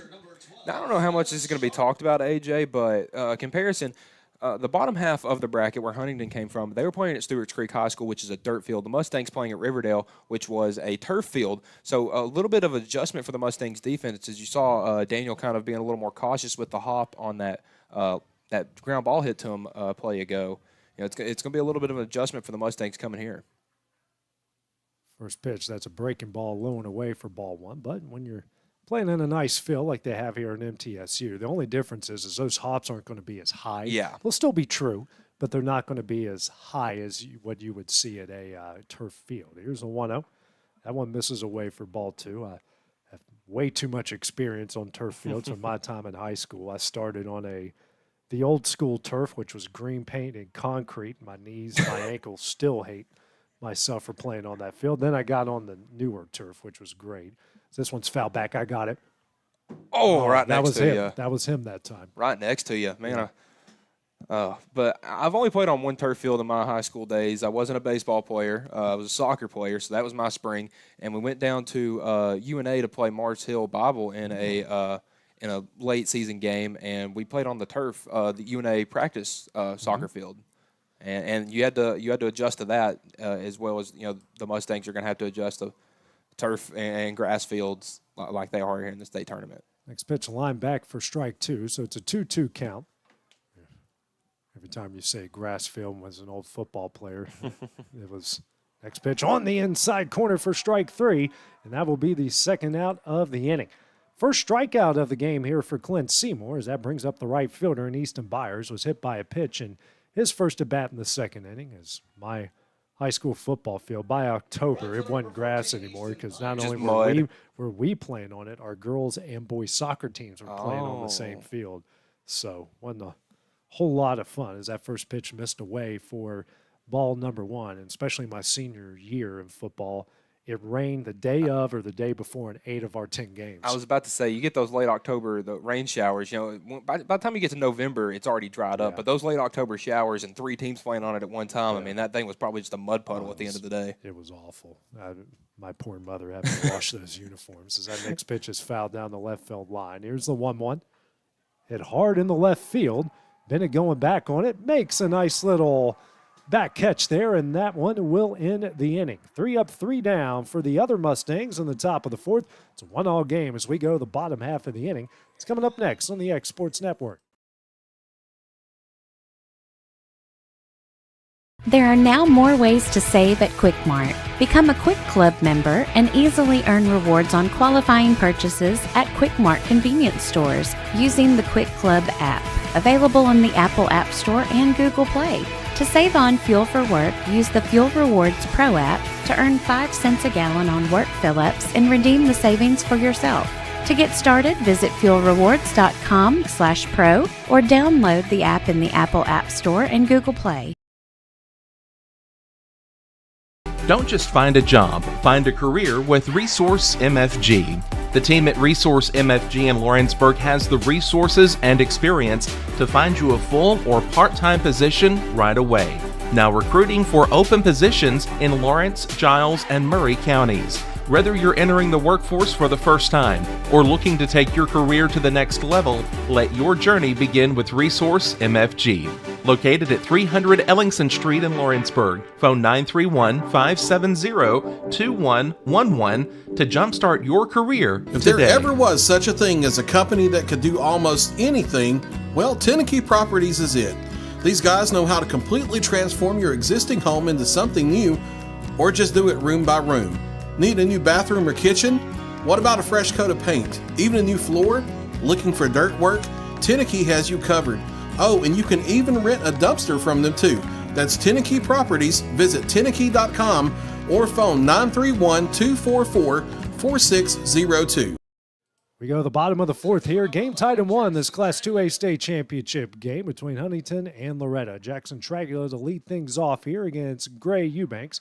Takes a first pitch fastball in the outside corner for strike one. Tragula flew out to deep right center in his first at bat in the bottom of the second. Here's the 0-1. That's a breaking ball that misses away for ball one. So far, Eubanks is very accurate with the fastball. The breaking ball has been a different story so far. Yeah, and Traglia, if he hits that ball maybe 5 to 7 feet, more on a line drive instead of a pop-up, Brooks Bennett had a hard time getting to that one out in center, and that could have been trouble. And with Traglia's speed, we're looking at easily 3 bags. Next pitch missed away for 2-1. Here's the next pitch. That one misses high, and it's a 3-1 count here to Tragula. Let's see if Eubanks continues the 3-2 trend. 3-1-3-0 trend and finds a way to make the count full. Next pitch. And he does, as that one is fouled away. Makes it a full count here between Tragula and Eubanks. Eubanks so far just 22 pitches through an inning and 2/3, has given up a walk, does have a strikeout. Now, one interesting thing to look at is 7, 8, and 9 in the Mustangs lineup first time through all got walked. So we'll see if the back half of the order can continue the trend second time through. That pitch fouled back. Tragula was just on it, just missed it by a hair. And these deeper outfields, when you're not used to playing these type of fields.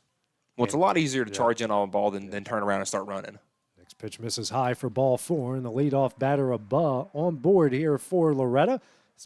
Tragula heads down the first. That will bring up Braden Bennett, who walked his first at bat in the second inning off 6 pitches. So he's facing Eubanks here for the first time as third baseman, and Bartholomew playing with about a foot on the grass, middle infield at double play depth, outfield right as Tragula's going to take off, and Sharp easily stolen base. Yeah, Sharp can't handle that one. He tried to throw him out, just couldn't get a grip on it, and Tragula will go to second off the stolen base. And, hey, listen, I think it's going to be easy to steal bases today. As wet as that ball is, you saw Sharp had a little bit of trouble on the transfer right there going from glove to hand with a wet ball. And Traglia, I mean, there was not even a throw. He'll square around the bunt, pops it up. Eubanks makes the catch, the throw over to second. That gets away. Tragula's going to take off for third, and he will get in there off the air. So they would have had him at second, but... Well, that play ends the way it was intended to with Trag at third and 1 out. Just a little, I wouldn't say routine, as Bennett popped it back up to the pitcher, and then Eubanks tried to throw it to the new shortstop in Caleb Ezel, and he just couldn't grab it, went out in the center field. Traglia able to advance 90, and now the Mustangs have the run that would give them back the lead.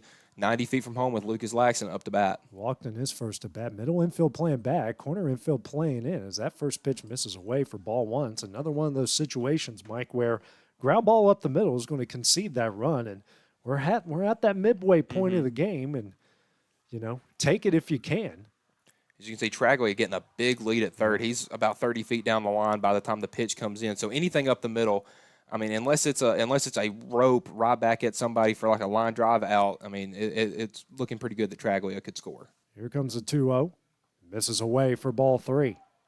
And listen, you love to see freshmen and sophomores stand out when they can, come up in big opportunities. But your seniors are what's going to get you a state championship. And Moore, Daniel, Traglia, and Seymour have all played tremendous this tournament. 3-0 on the outside corner for strike 1. And again, he's kind of pitching the Laxton like he would, say to Seymour or Springer. He's not really attacking them as much just because anything that's right down the middle, Laxton can send right back up to you. And looks like we got a squeeze going. As Laxton will foul that one back for strike 2. I like that. A 3-1 squeeze kind of came out of nowhere. I don't think anybody was expecting that. Traglia was 10 feet from the bag by the time Laxton would have hit it. There's something about a squeeze play that always makes the crowd pop. It's almost like it's exciting. It's almost like a stealing home. Sometimes you hear more pop on those than you do a home run. Well, it depends on when you hit the home run. Run. Here's a full count offering. This one is sent in the right center. This could be trouble. Caught by the right fielder. Tragula will tag up. They have no chance to get him, and the Mustangs take the lead off the sacrifice fly. 2-1 with 2 gone here in the bottom of the 4th inning. Yeah, big RBI right there from Laxton. Again, had a great day on the mound Wednesday and just keeps coming up in the back half of this order, batting 8th, and just keeps doing what the Mustangs need him to, getting the Mustangs back on top. And AJ, another walk turning into a run for the Mustangs. They've done that the whole tournament. What's the old saying? Leadoff walks will kill you. Leadoff walk hurt him in that situation. So they lead at 2-1. Brings up Graham Fisher. Takes the first pitch down the middle here for strike number 1.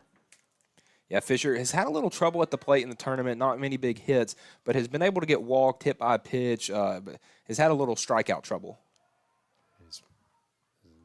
That next pitch, he was able to hold up on to make it a 1-1 count. He's unfortunately struck out 6 times so far in the state tournament. And, we saw that huge strike zone yesterday, and he took 2 looking.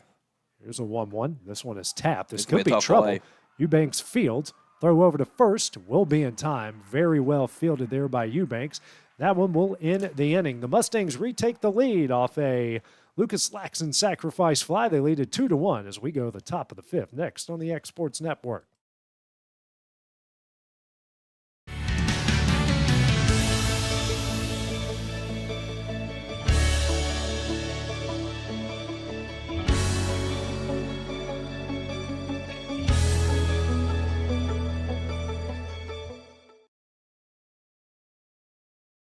At Smith Tax and Business Service, we offer many services. Along with personal income tax prep, we also offer tax preparation for corporations and partnerships. If you're a small business and looking for some extra help, give us a shout and we'll get you fixed up. Call Mary Beth Smith, Marion Matthews, Brooklyn Bates, or Michelle Staggs to find out how we can help you. Located at 208 Pulaski Street, phone 931-244-6633. Are you tired of missing out on family life just to be treated like another truck number? Since 1986, Southeast Cares has been a family-operated business based in Lawrenceburg, Tennessee. Being family-owned ourselves, we understand the importance of family, which is why we value it above all else. With our large number of dedicated lanes and our friendly staff, we are able to evenly divide your home time with the amount of time you spend on the road. We offer multiple benefits with large company pay, all while keeping a small company environment. For more information, visit our website at southeastcarriers.com or check us out on Instagram and Facebook. Southern Craft Manufacturing is dedicated to creating the finest quality and greatest value products in the death care industry. Southern Craft has perfected blending old world craftsmanship with modern manufacturing technologies to create a full line of steel, wood, and corrugated caskets. Family owned and operated for over 30 years, Southern Craft is now looking to hire local and regional truck drivers, welders, and production workers, each with great starting pay and a benefits package. For more information, visit southernCraftMFG.com. Braylon Dearman to lead things off for Huntington. This Class 2A state championship game. First pitch, a grounder here to Grant Fisher at short. Throws over to first, and that is in time for the first out of the inning. So Clint Seymour threw 69 pitches through 4 innings and got a gift there with a first pitch ground out to start things off here in the top of the 5th. Bring up the 9-0 hitter and Jax Bennett, who hit a tapper back to him, start things off in the 3rd inning.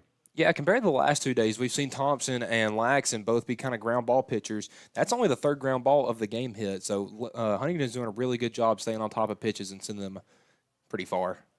That first pitch on the outside corner here to Bennett. It's in there for strike 1. We haven't seen either side get a lot of ground balls. The more I think about it, we've seen a lot of balls in this outfield. Yeah, 3 on both sides. Next pitch, a breaking ball. That one is swung on and missed for strike 2. And another thing I love to see late in the season, like when you get to a state championship game, we're in the top of the 5th inning, combined 3 strikeouts. 1 for Seymour and 2 for, or 1 each for Raines and Eubanks. Bennett will call time here and reset himself. Seymour ready to go. The 0-2 from the senior right-hander. This one is swung on, sent into shallow center. Laxon makes the catch. That will be the second out of the inning. So 4 pitches in, we have got 2 outs. As we go to the top of the order here with Brady Warbritton. He's 1 for 2. Grounded out to Laxon at second in the 1st and hit a double in the left center and scored the tying run there in the 3rd inning. Yeah, AJ, Laxon has been huge defensively for the Mustangs playing second base because, you know, when those pop-ups get sent to that Bermuda Triangle there between second base shortstop and the center fielder, it's hard to make a play because the center fielder's trying to charge in and you got the middle infield trying to back up, and Laxon just doing a good job staying cool, calm, and collected and bringing that in for the second out. Certainly been a busy man there at second so far. As the first pitch from Seymour, as that one misses low for ball 1. And, hey, Laxon wouldn't want it any other way. I mean, he's played very confidently on the mound Wednesday, and I think that's carried over to today. 1-0 misses in, so it's a 2-0 count here, the top of the order for the other Mustangs. Yeah, Mustangs Loretto would love another 1-2-3 inning to keep Eubanks and Rich and guys like that from coming up to bat with runners on this inning. Here's a 2-0. Breaking ball just misses away for ball 3. So he's down 3-0 here to Warbritton. See if he continues a trend and battles back here to get it a full count. Next pitch. That one's in there for strike 1. Took some off of it to get it over the plate. Yeah, worked in the cutter right there on 3-0 just to break it right back over the plate. And we're going to see if we can get another big pitch from Seymour right here to bring the count full with 2 outs. Shakes off more. Here comes a 3-1. Same pitch right on the outside corner for strike 2, and the count goes full. And every time someone goes down 3-0 or 3-1, they're trying to take for ball 4. And Seymour right there, he had worked the 3-0 pitch right back over the middle with the cutter. 3-1, a little more outside. This one is skied in the air in the left field. Bennett coming in, calls everybody off, makes the catch, and that one will end the inning. 3 up, 3 down for Huntington in the top of the 5th inning.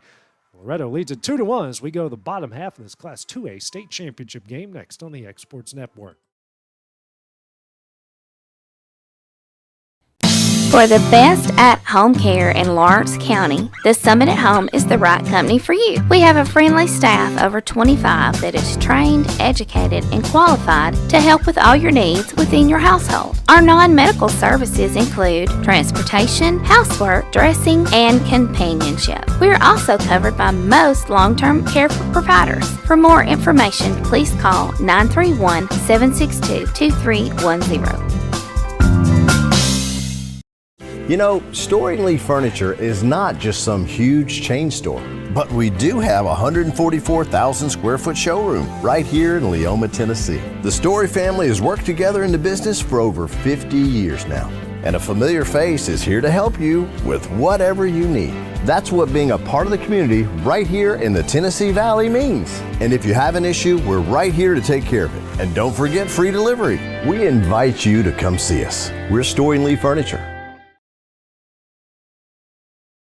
The Summit of Lawrenceburg is the premier senior and assisted living community in the region. The Summit makes it home for you or your loved one with diverse suites that welcome and encourage community, plus gathering spaces, neighborhoods, daily activities, and a wonderful staff that supports you every day. Hi, I'm Tara Blue. I'm the new director of the Summit, and we would like to invite you and your family to come and tour our facility. We would love to see you here.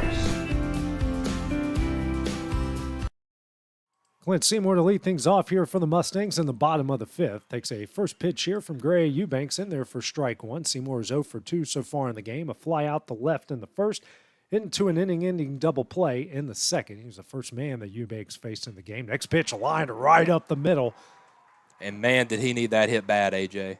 Just his fourth hit so far here of the tournament. That one gets through, and another leadoff batter aboard here for Loretto.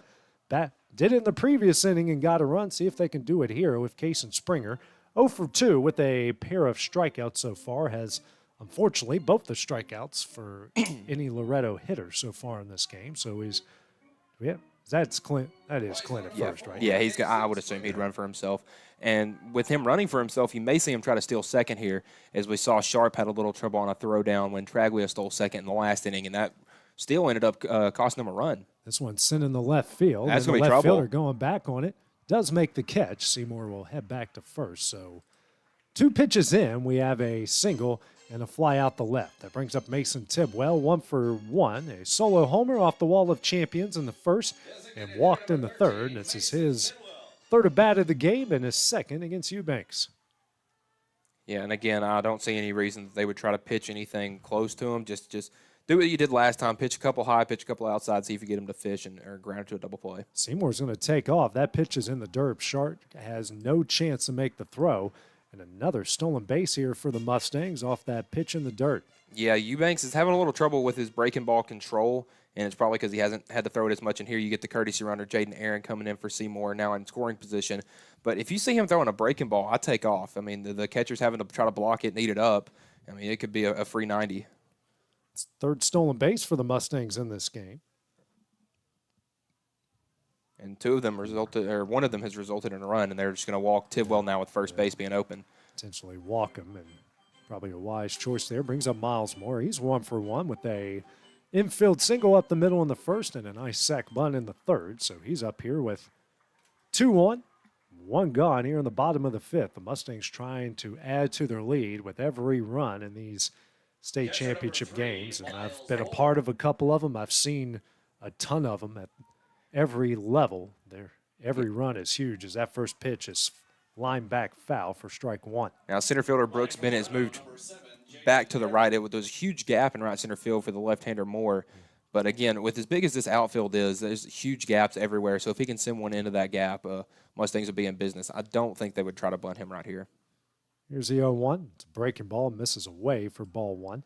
If Sharp would have stayed down instead of jumping up, there might have been a chance to get that one. Yeah. And we do have a ton of room in between left and right because the left fielder's kind of playing in towards the line. You got your center fielder a hair towards right. And right fielder playing very deep. Here's a 1-1. Misses low for ball two. And again, I wasn't a big fan of the Mustangs trying to bunt more in the last time up. But again, I'm not a coach. I just sit up here and talk about it. Right here, I mean, let Moore try to go up there and get a big hit because Daniel behind him 0 for 2. Here's a 2-1. Down the left field line. Ooh. Oh, I had shades of Ben Zobrist in Game 7 of the World Series right there, as that one's fouled, just a hair foul for strike 2. Yeah, Miles about, I don't know, 2 to 3 feet away from sending one down the line, and that would have been trouble for the left fielder. As shallow as he was playing, as hard as that was hit, that was definitely scoring 1, maybe 2. That roll, if that hits that wall, not in foul territory, and the way of the bounce that it could take, because that's be tough to play off of. It's tough to play off. That's an outfielder's nightmare, taking bounces in foul territory.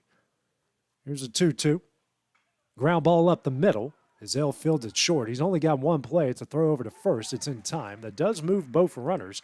So we've got 2 gone here in the bottom of the 5th to bring up the senior in Carter Daniel. Looked like both Aaron and Tidwell got good jumps, so there wasn't really much of an option for Ezel to try to turn 2 there with the ground ball up the middle. But now the Mustangs have 2 in scoring position with Carter Daniel coming up, and the Mustangs would love their Mr. Baseball finalist to make a big play in this game. Mustangs do have a pair of 2-out hits so far in the game. Here's the first pitch to Daniel, and that one is in there for strike 1. Mustangs so far, they are 0 for 3. Runners in scoring position. Do have a sacrifice fly to their credit. Here's the 0-1. That breaking ball misses high and away. Evens up the count here, 1 ball and 1 strike. Again, the Mustangs tend, when they get a runner on third, to try to do a squeeze, but with Daniel not having the best mobility, still with that knee brace on his leg, they're going to just try to let him hit right here with 2 outs. He lines that one foul down the right field line. It's a 1-2 count. Daniel's 0 for 2. Ground out the second and the first, and a liner right at the first baseman and Rich that ended the third. Again, you'd like to get that liner back and send it maybe 10 to 12 feet to his more left. Or up the middle. Yeah. A lot of space here. Here's a 1-2. This one's sent down the right field line. It's trouble. It's going to get down. That's a base hit. 1 run is in. Here comes Tidwell. He will score. Daniel on his way to second, a 2-run, 2-out double, and the Mustangs lead it 4-1. Yeah, AJ just got a text from the crowd saying we need a big hit right here, and Daniel, after I was giving him a little flack from not having any hits, gets a 2 RBI double and has expanded the Mustangs' lead to 4-1 here in the bottom of the 5th inning. 2-out hits win baseball games, especially with runners on, and that is big as it can get. And like you said earlier, Mike, you need your seniors to show up, and he certainly did right there. Daniel now with 4 RBIs in this state tournament. First pitch here to Jackson Tragula. That misses high for ball 1. Tragula, who has flown out the center in the second, walked and scored in the 4th. Carter going to Union University to continue his baseball career. And again, with a big fastball that he's got, if he can work in a couple more dangerous off speeds and breaking pitches like his slider, I mean, he could be go anywhere with that. First 2 pitches have missed high in the way for ball 2. Here's a 2-0. Another high fastball misses high and away for ball 3. See if Eubanks can continue the go down 3-0, 3-1 trend and get the count full here against Tragula. Yeah, Eubanks, it looks like about a mid-80s fastball, and it's got some good zip on it. It's, if these hitters can stay on it. Right down the middle for strike 1. Yeah. I've never seen anything like this. Yeah, every 3-0 count immediately just count at 3-2, and whether you get walked or get a hit or strike out on it, I mean, every count goes full. And the 3-1 misses away for ball 4. So Traglia, his second walk. His first time he was walked, he came around and scored a run. So let's see if that trend can continue and expand the Mustangs' lead to 6-1. So it brings up Braden Bennett. 0 for 1, walked in the second, and his bunt attempt was caught by Eubanks, the pitcher, in the 4th. So that's actually 6 walks by the other Mustang pitchers so far in this game. And AJ, the left fielder, is playing about, 20 feet in on the warning track, and as deep as left field is, if Bennett can sneak one in there, that's easily a base hit. Bennett, who fouled that one down the right field line for strike 1. You're right, a ton of room down the left field line here. And that's where he snuck that hit in yesterday, so if he can get one again, this would be a big hit for the Mustangs. But I bet this is just so much fun for all these kids playing on such a big stage and getting to play on a college field. Runner's going to take off. Here's the 0-1. That one is sent near the Loretto bullpen. Makes it an 0-2 count. Every time that ball elevates after watching Carter's fall in for a 2-run double. Well, and as many of those as we saw with Milan in their opening round game against Alcoa this previous Tuesday, I mean, it feels like every single one of those is going to drop. 0-2 the count here to Bennett. Trying to reach base again to keep this inning alive. And the umpire right there brushing off the plate kind of reminded me of the umpire trying to do that yesterday on a turf field. Yeah. Here's the 0-2. This is high and away. They're going to check him at first, and first base umpire didn't want to check. The catcher Sharp kept pointing at him, and then the first base umpire, I don't know if he wasn't paying attention or just thought there was no way he went around right there. But I didn't want Bennett to do the Javi Baez as a batter when they were calling it a ball and asking to check. So 1-2 as that one misses away. Evens up the count here. Deuces on the board with 2 balls, 2 strikes, and 2 outs. I would love to see Bennett get on any way possible right here because as clutch as Laxon has been at the plate behind him, I'd like to have him come up and get another base hit with another RBI. Here's a 2-2. Swung on and missed for strike 3, and that one will end the inning. Carter Daniel, a 2-out, 2-run double, gives Loretto a 4-1 lead in this Class 2A state championship games. We go to the top of the 6th next on the Exports Network. If you want the best clean and wash experience, you need to catch the happy wave at Tidal Wave Auto Spa. Don't settle for streaks, dirt residue, water spots, and weak vacuums that you can get at just any car wash.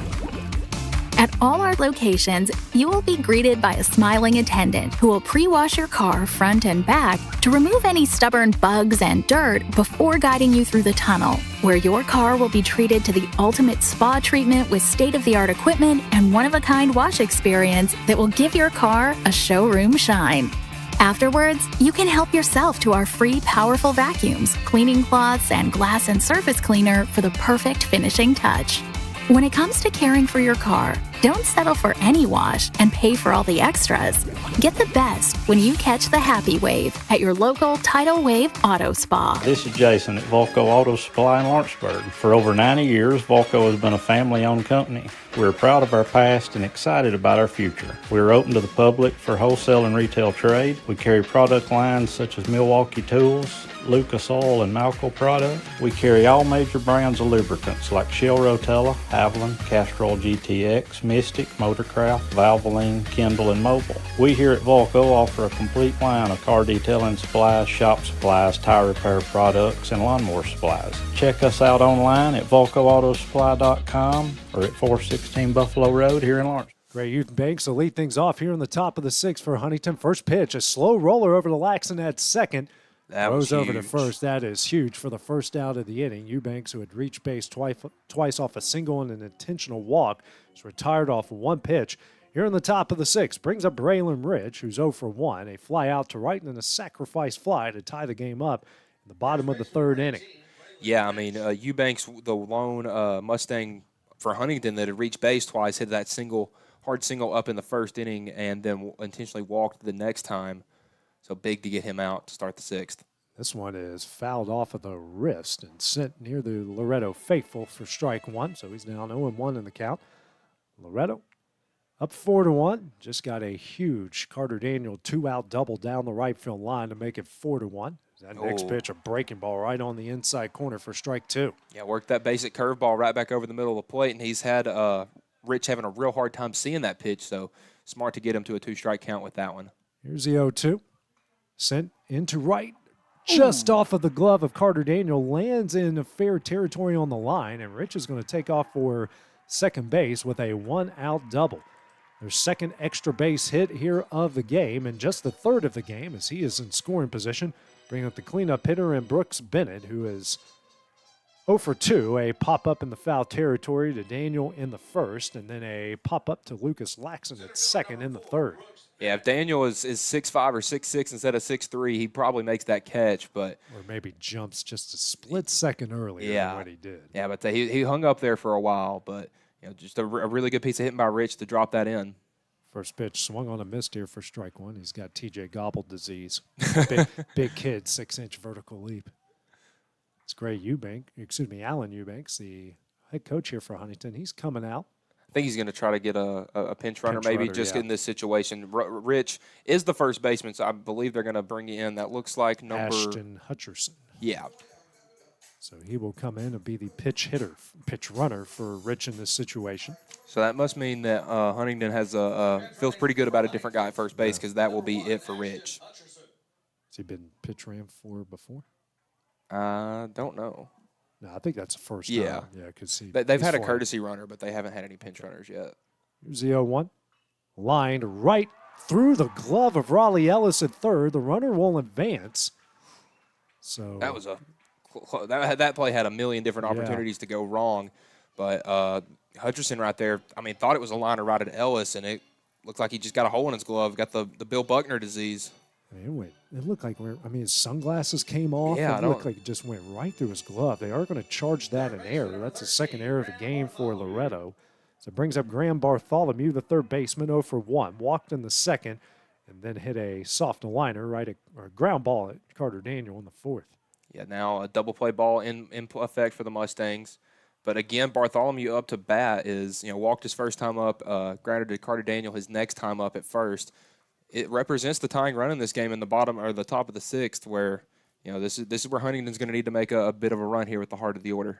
First pitch missed low and away for ball one. 2-1, one gone here in the top of the sixth. Here's the 1-0. Ground ball up the middle, slow roller. Fisher fields. He's got one play, throws over to first in time. That will be the second out of the inning. Each runner will advance. Now brings up the 6-hole hitter, the catcher in Silas Sharp. Yeah, big heads-up play by Fisher there to not try to do too much right there on that slow dribbler that came right back up to the shortstop and just fire over to third as Hutcherson advances to third and Bartholomew.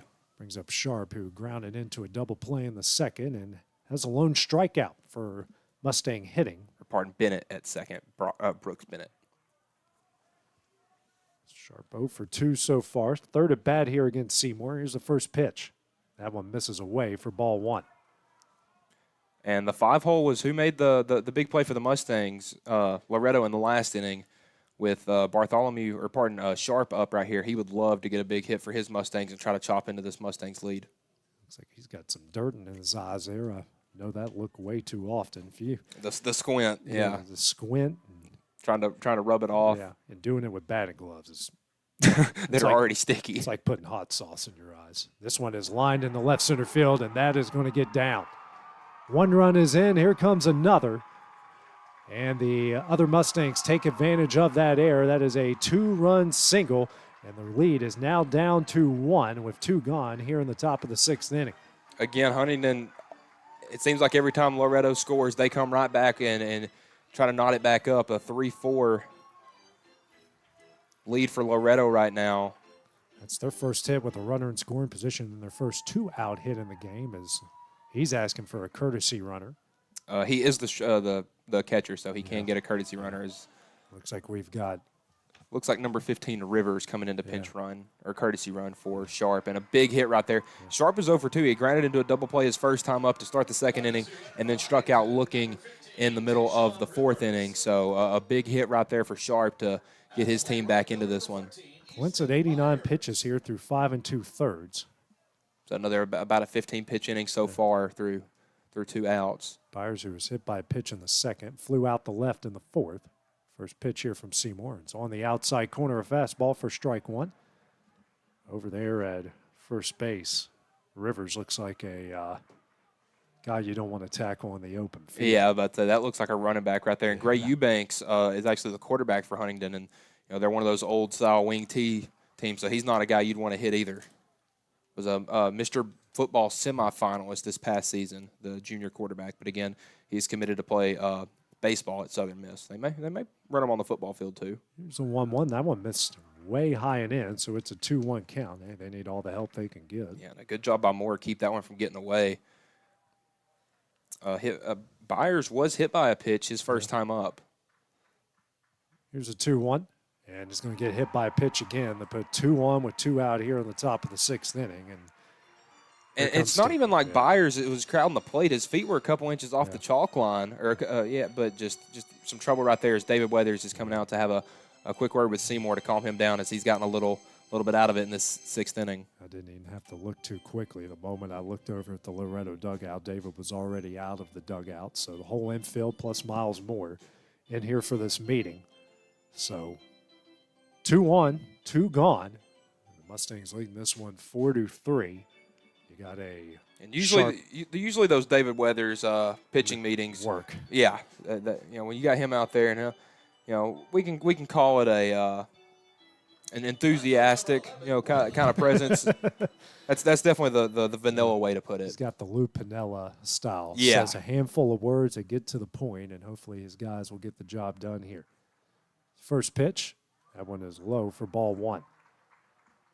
And again, the Mustangs haven't made it to the state championship since 2018, so this is the biggest game that everybody on this field, and especially for Huntingdon, they haven't made it since 2008. It's the biggest game any of these kids have played in.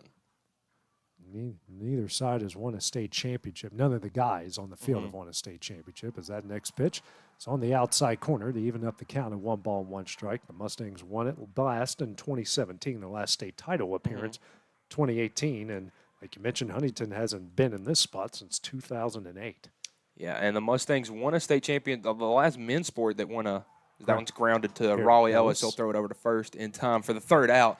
As I was just about to say, the Mustangs haven't had a men's team playing a state championship since 2018 in basketball. So, it's been a while since any of the men have really been able to bring home some championships for the Mustangs. Huntingdon gets 2 runs in the top of the 6th. Loretto leads 4-3 as we go to the bottom half of the inning. Next on the Exports Network. This is Jason at Volco Auto Supply in Lawrenceburg. For over 90 years, Volco has been a family.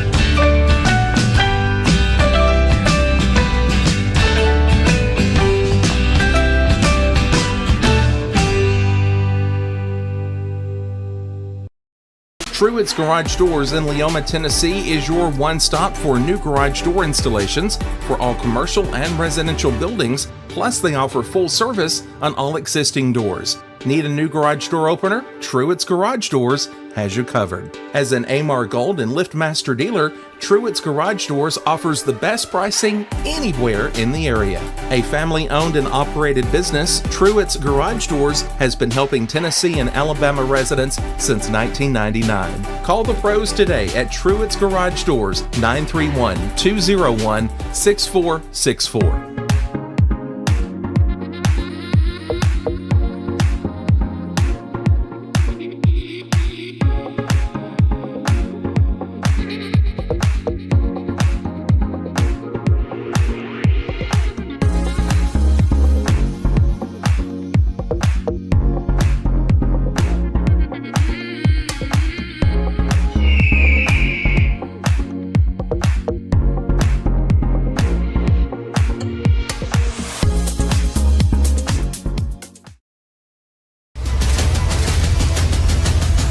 This is the X Sports Network. New pitcher on the mound here for Huntingdon as we go to the bottom of the 6th of this Class 2A state championship game. It's going to be Graham Bartholomew, replaces Gray Eubanks, who now goes back to short. Eubanks, who gave up 3 runs off 2 hits, 3 walks, 2 strikeouts, and finished with 58 pitches. Lucas Laxon to lead things off for the Mustangs takes a first pitch away for ball 1. Laxon so far in this game, no official at bat, walked in the second, had a RBI sacrifice fly in the 4th to get the Mustangs the lead back in that part of the inning. Here's a 1-0 on the outside corner for strike 1. And back to something we saw 2 days ago, Laxon leading off the inning and out of the 8-hole. Led off the I believe that was 2 or 3 innings in three innings in the Mustangs' Wednesday victory over Milan. Would love to get a leadoff base hit and get somebody on with nobody out. That one misses low and away for ball 2. And we got a pinch hitter coming up on deck for the Mustangs, Jaden Aaron, batting for Grant Fisher, who is 0 for 1 with a ground out, walked his first time up. So the Mustangs trying to get Laxon on and then putting Aaron up in a very big spot. That next pitch misses for ball 3. 3-1 count here to Laxon. Next pitch from Bartholomew, and right on cue, right on the outside corner here for strike 2 to make the count full. Yeah, painting the chalk right there on the outside corner was Bartholomew. He's got kind of a funky arm slide. Yeah. It's probably hard to read for these Mustang batters. Next pitch on the outside corner for strike 3, and that will be the first out of the inning. 1 gone here in the bottom of the 6th inning. That is the 4th strikeout by Mustang pitching in this game, as Jaden Aaron will be the pitch hitter in this situation here for Loretto. So I'm not sure what that means for the Mustangs at shortstop. I'm looking at their roster right here. They can put him back in. Okay. He can re-enter, which is probably what they're going to do. Yeah. They're just going to try to get something sparked here. You got Seymour on deck. Aaron, who's hit 167 in the state tournament, has a hit and a pair of RBIs. His 1 hit came in that big win over Milan. Takes a first pitch breaking ball on the outside corner for strike 1. Yeah, he came up with the bases loaded bat. He was batting in the 7-hole DH prior to Mason Tidwell taking over that DH spot. And the next pitch, high and in for ball one, evens up the count here, 1 ball and 1 strike. Again, Aaron had a huge regional tournament at Loretto, getting a handful of RBIs in just 2 or 3 games. This one's sent into down the right field line, and a good play out there in right by Easton Byers. So we've got 2 gone here in the bottom of the 6th. Does bring us to the top of the order with Clint Seymour. Seymour 1 for 3 with a single in his last time up. Grinded into a double play his second time and flew out to the left fielder on the first pitch he saw his first time up. Would love to get a big hit right here to try to get the Mustangs a little insurance going into the bottom, or their hopefully last 3 outs they see this season. First pitch, ground ball. Here to Eubanks at short. Fields clean. Throws over to first. That is in time, and that one will end the inning. 3 up, 3 down for Loretto here in the bottom of the 6th. Final chance for Huntingdon coming up in the top of the 7th. This Class 2A state championship game next on the X Sports Network. McMaster's Home Gallery, where you'll always get a special price every day. Shop their new showroom full of name-brand furniture, sofas, recliners, dining and bedroom suites, Serta bedding, lots of tables and chairs just to match your decor. McMaster's Home Gallery also has GE appliances. Stop by on Highway 43 in Loretto or call 853-6140. LUS is committed to our customers, from providing and maintaining energy-efficient utility services to friendly, helpful customer service. LUS is there. At LUS, we're always challenging everything we know, every day. We strive to improve efficiency and reliability while focusing on our responsibility to our customers and the community. It's our promise to provide dependable service to our customers every time. Because we don't just work in Lawrence County, we live here too.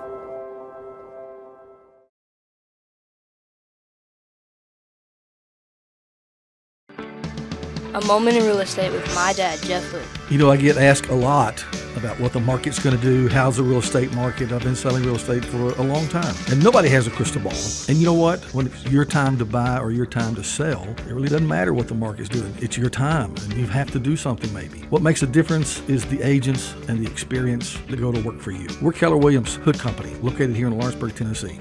We can help. Hood Company, powered by Keller Williams, the #1 name in real estate. Caleb Ezel will lead things off here. His first at bat of this game against Clint Seymour. Seymour through 6 innings, 3 runs off 4 hits, a walk and a strikeout through 96 pitches. On to close things out here for the Mustangs. First pitch is in there for strike number 1. This is the first at bat for Ezel in this game. Yeah, barring a run coming in the top half of the 7th inning for Huntingdon, Seymour 3 outs away from closing this out and bringing another baseball state championship back to Loretto. Ezel just 0 for 1 so far in the state tournament. Next pitch, a check swing foul back for strike 2. Yeah, Seymour working that cutter high and away on the plate, over the plate, and Ezel just kind of, it was like a half swing attempt right there. He tried to pull back at the last moment but made contact. So Seymour up 0-2 on the 9-hole Mustang batter early. Comes the 0-2. This is high and in for ball 1.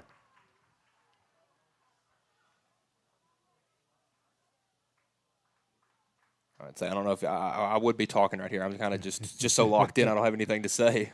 1-2. That one misses low and away for ball 2. Evens up the count here at 2 balls and 2 strikes. As Seymour now at 100 pitches here. A 9-hole hitter. Zell came in to play short. Then they moved him out to center field. Comes a 2-2. Sent back foul off of Moore and the home plate umpire. So he will stay alive with a 2-2 count. Yeah, Moore going out there just giving some words of enthusiasm to Seymour, just kind of talking things over right here with the 2-2 count. Tense moments here. Packed house here. Both teams brought their fan bases. A lot of blue, a lot of black and gold. And then you're going to see a lot of maroon in the next game with Station Camp in Tullahoma. Yeah, the 100 levels are full here. That one misses just a hair low, and the count will go full here at 3 balls and 2 strikes. That was the 6th pitch of the at-bat. And you want to get that call here in the top of the 7th. Next pitch, and that one misses away for ball 4. A leadoff walk here for the other Mustangs. We go to the top of the order with Brady Warbritton. He's 1 for 3. A ground out the 2nd and the 1st. Double in the left center, scored a run in the third, and then a fly out to shallow left in the fifth. And this is where you learn what your team's made of. You got the winning run, or the tying run, pardon, represented on first base with Ezel, and you got Brady Warbritton coming up to bat. Seymour's just at 102. My scoring app adds a pitch for an intentional walk, which it shouldn't. So that is pitch 103. That misses low for ball one. And again, you can only throw 120 in a high school game, so he's got to watch that pitch count. He's coming up to the top half of this Mustangs order. Here's a 1-0. Misses low for ball two. Man, he's trying to paint the zone and just can't seem to get a call right now. And Moore and Raleigh Ellis will make their way out to the mound here. Quick meeting. Now that's just one of those, hey, throw a strike. Yeah. I mean, you got a good defense behind you. They've grounded into a double play before today, so you just need a big out right here. Comes a 2-0. Shows bunt and gets the fastball in the outside corner for strike one. And Mustang fans, the Huntingdon Mustangs, yeah, happy about that call. 3. Oh, pardon, that was called a strike. I didn't. Yeah, it was a strike. They looked like they were clapping happy, and they looked like they were clapping mad on Huntingdon's side, and I was a little confused because they popped 3-0 up there on the scoreboard. It's a good thing we're in an enclosed press box here because I don't think there were many happy things coming from those in blue on that call. Here's a 2-1. Shows bunt, gets it down. Seymour's going for the lead throw runner. To second and gets it there in time for the first out in the inning. Well done by Clint Seymour to get the lead runners. We have got one gone here. Bring up Gray Eubanks, the Class 2A state finalist for Mr. Baseball. The old 1-6 fielder's choice. You see that one all the time. But the thing about having Seymour on the mound that I love so much is when he gets runners on, he is very big at going to attack the lead runner. Doesn't want anybody in scoring position if he can keep it that way with Gray Eubanks coming up to bat. That was as close as it got, too. Yeah. It was a very good bunt. First pitch to Eubanks. That one misses low and in for ball one. Eubanks so far in this game, 1 for 2. Singled to right in the first. Potentially walked in the third. Then a slow roller to Laxon at second in the sixth. Oh, a quick pick to first. Ooh. Had everybody a little off kilter right there. I don't even think Carter Daniel knew that was coming. I mean, Eubanks wasn't even back in the box here at the plate, and a pretty big lead there from Warbritton, a good speedster on the bases. Yeah. He's going again. Everyone's a little bit more on top of it now. I'm waiting for Daniel to try the old Todd Helton hidden ball trick, see if he can get a free out that way. Warbritton, his lead has not gone down a step over there at first. Here's a 1-0. On the outside corner for strike one, even up the count of 1 ball and 1 strike. Again, Eubanks a good-sized hitter. I mean, you can't throw him anything over the middle of the plate, so Clint Seymour is going to have to try to paint the corners right here to a very dangerous batter who, luckily, we got the ground out in his last time up. See if we can get it again as Seymour unsuccessfully picks the first once again. Tries to get Warbritton again, just not in time.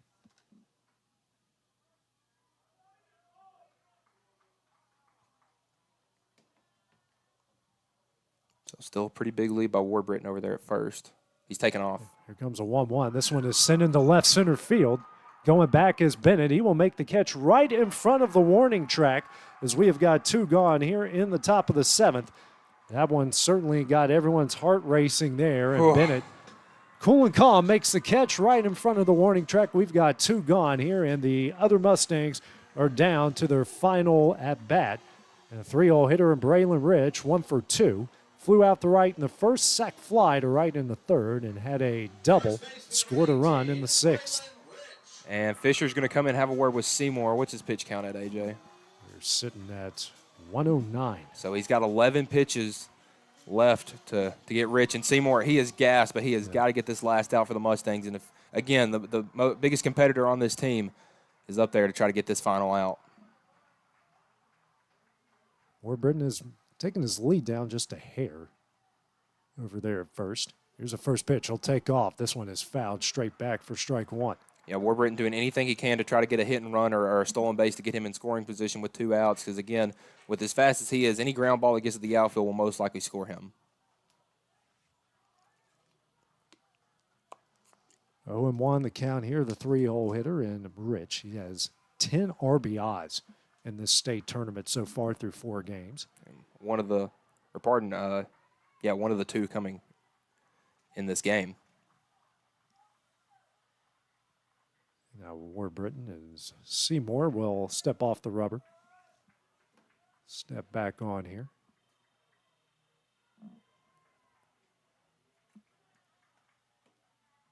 Warburton takes off the 0-1, and they're going to let him go to second unchallenged as that pitch was in there for strike 2. Again, Seymour with that pitch right there, cutter on the outer third of the plate, working away from the right-handed batter. Seymour's go-to pitch against Rich has been that curveball. It wouldn't surprise me if we see him go with that curveball again right here on 0-2 to try to secure this game for the Loretto Mustangs. 0-2 the count. Here to Rich. Fans are all on their feet. From both sides here. Other Mustangs down to their final strike. If these chairs weren't so comfortable, I'd be on my feet as well. We've had too much fun swiveling on Yeah. these things.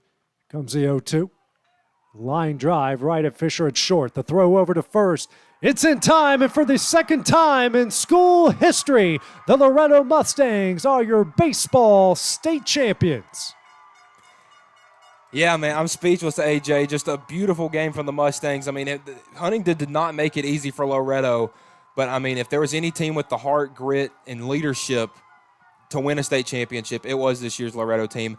I mean, AJ, I remember these seniors on this team came in my senior year of high school, and they knew they were going to be a special group. With Seymour, Moore, Daniel, and Traglia, they knew they were going to be a special team and had fallen just short of reaching the state championship their sophomore year, fell just short of making the state tournament and losing to a team that won the state or was a runner-up in the state championship last year in Milan, and this year caught enough breaks, got enough luck, had just enough pitching to get the job done. They mob everybody.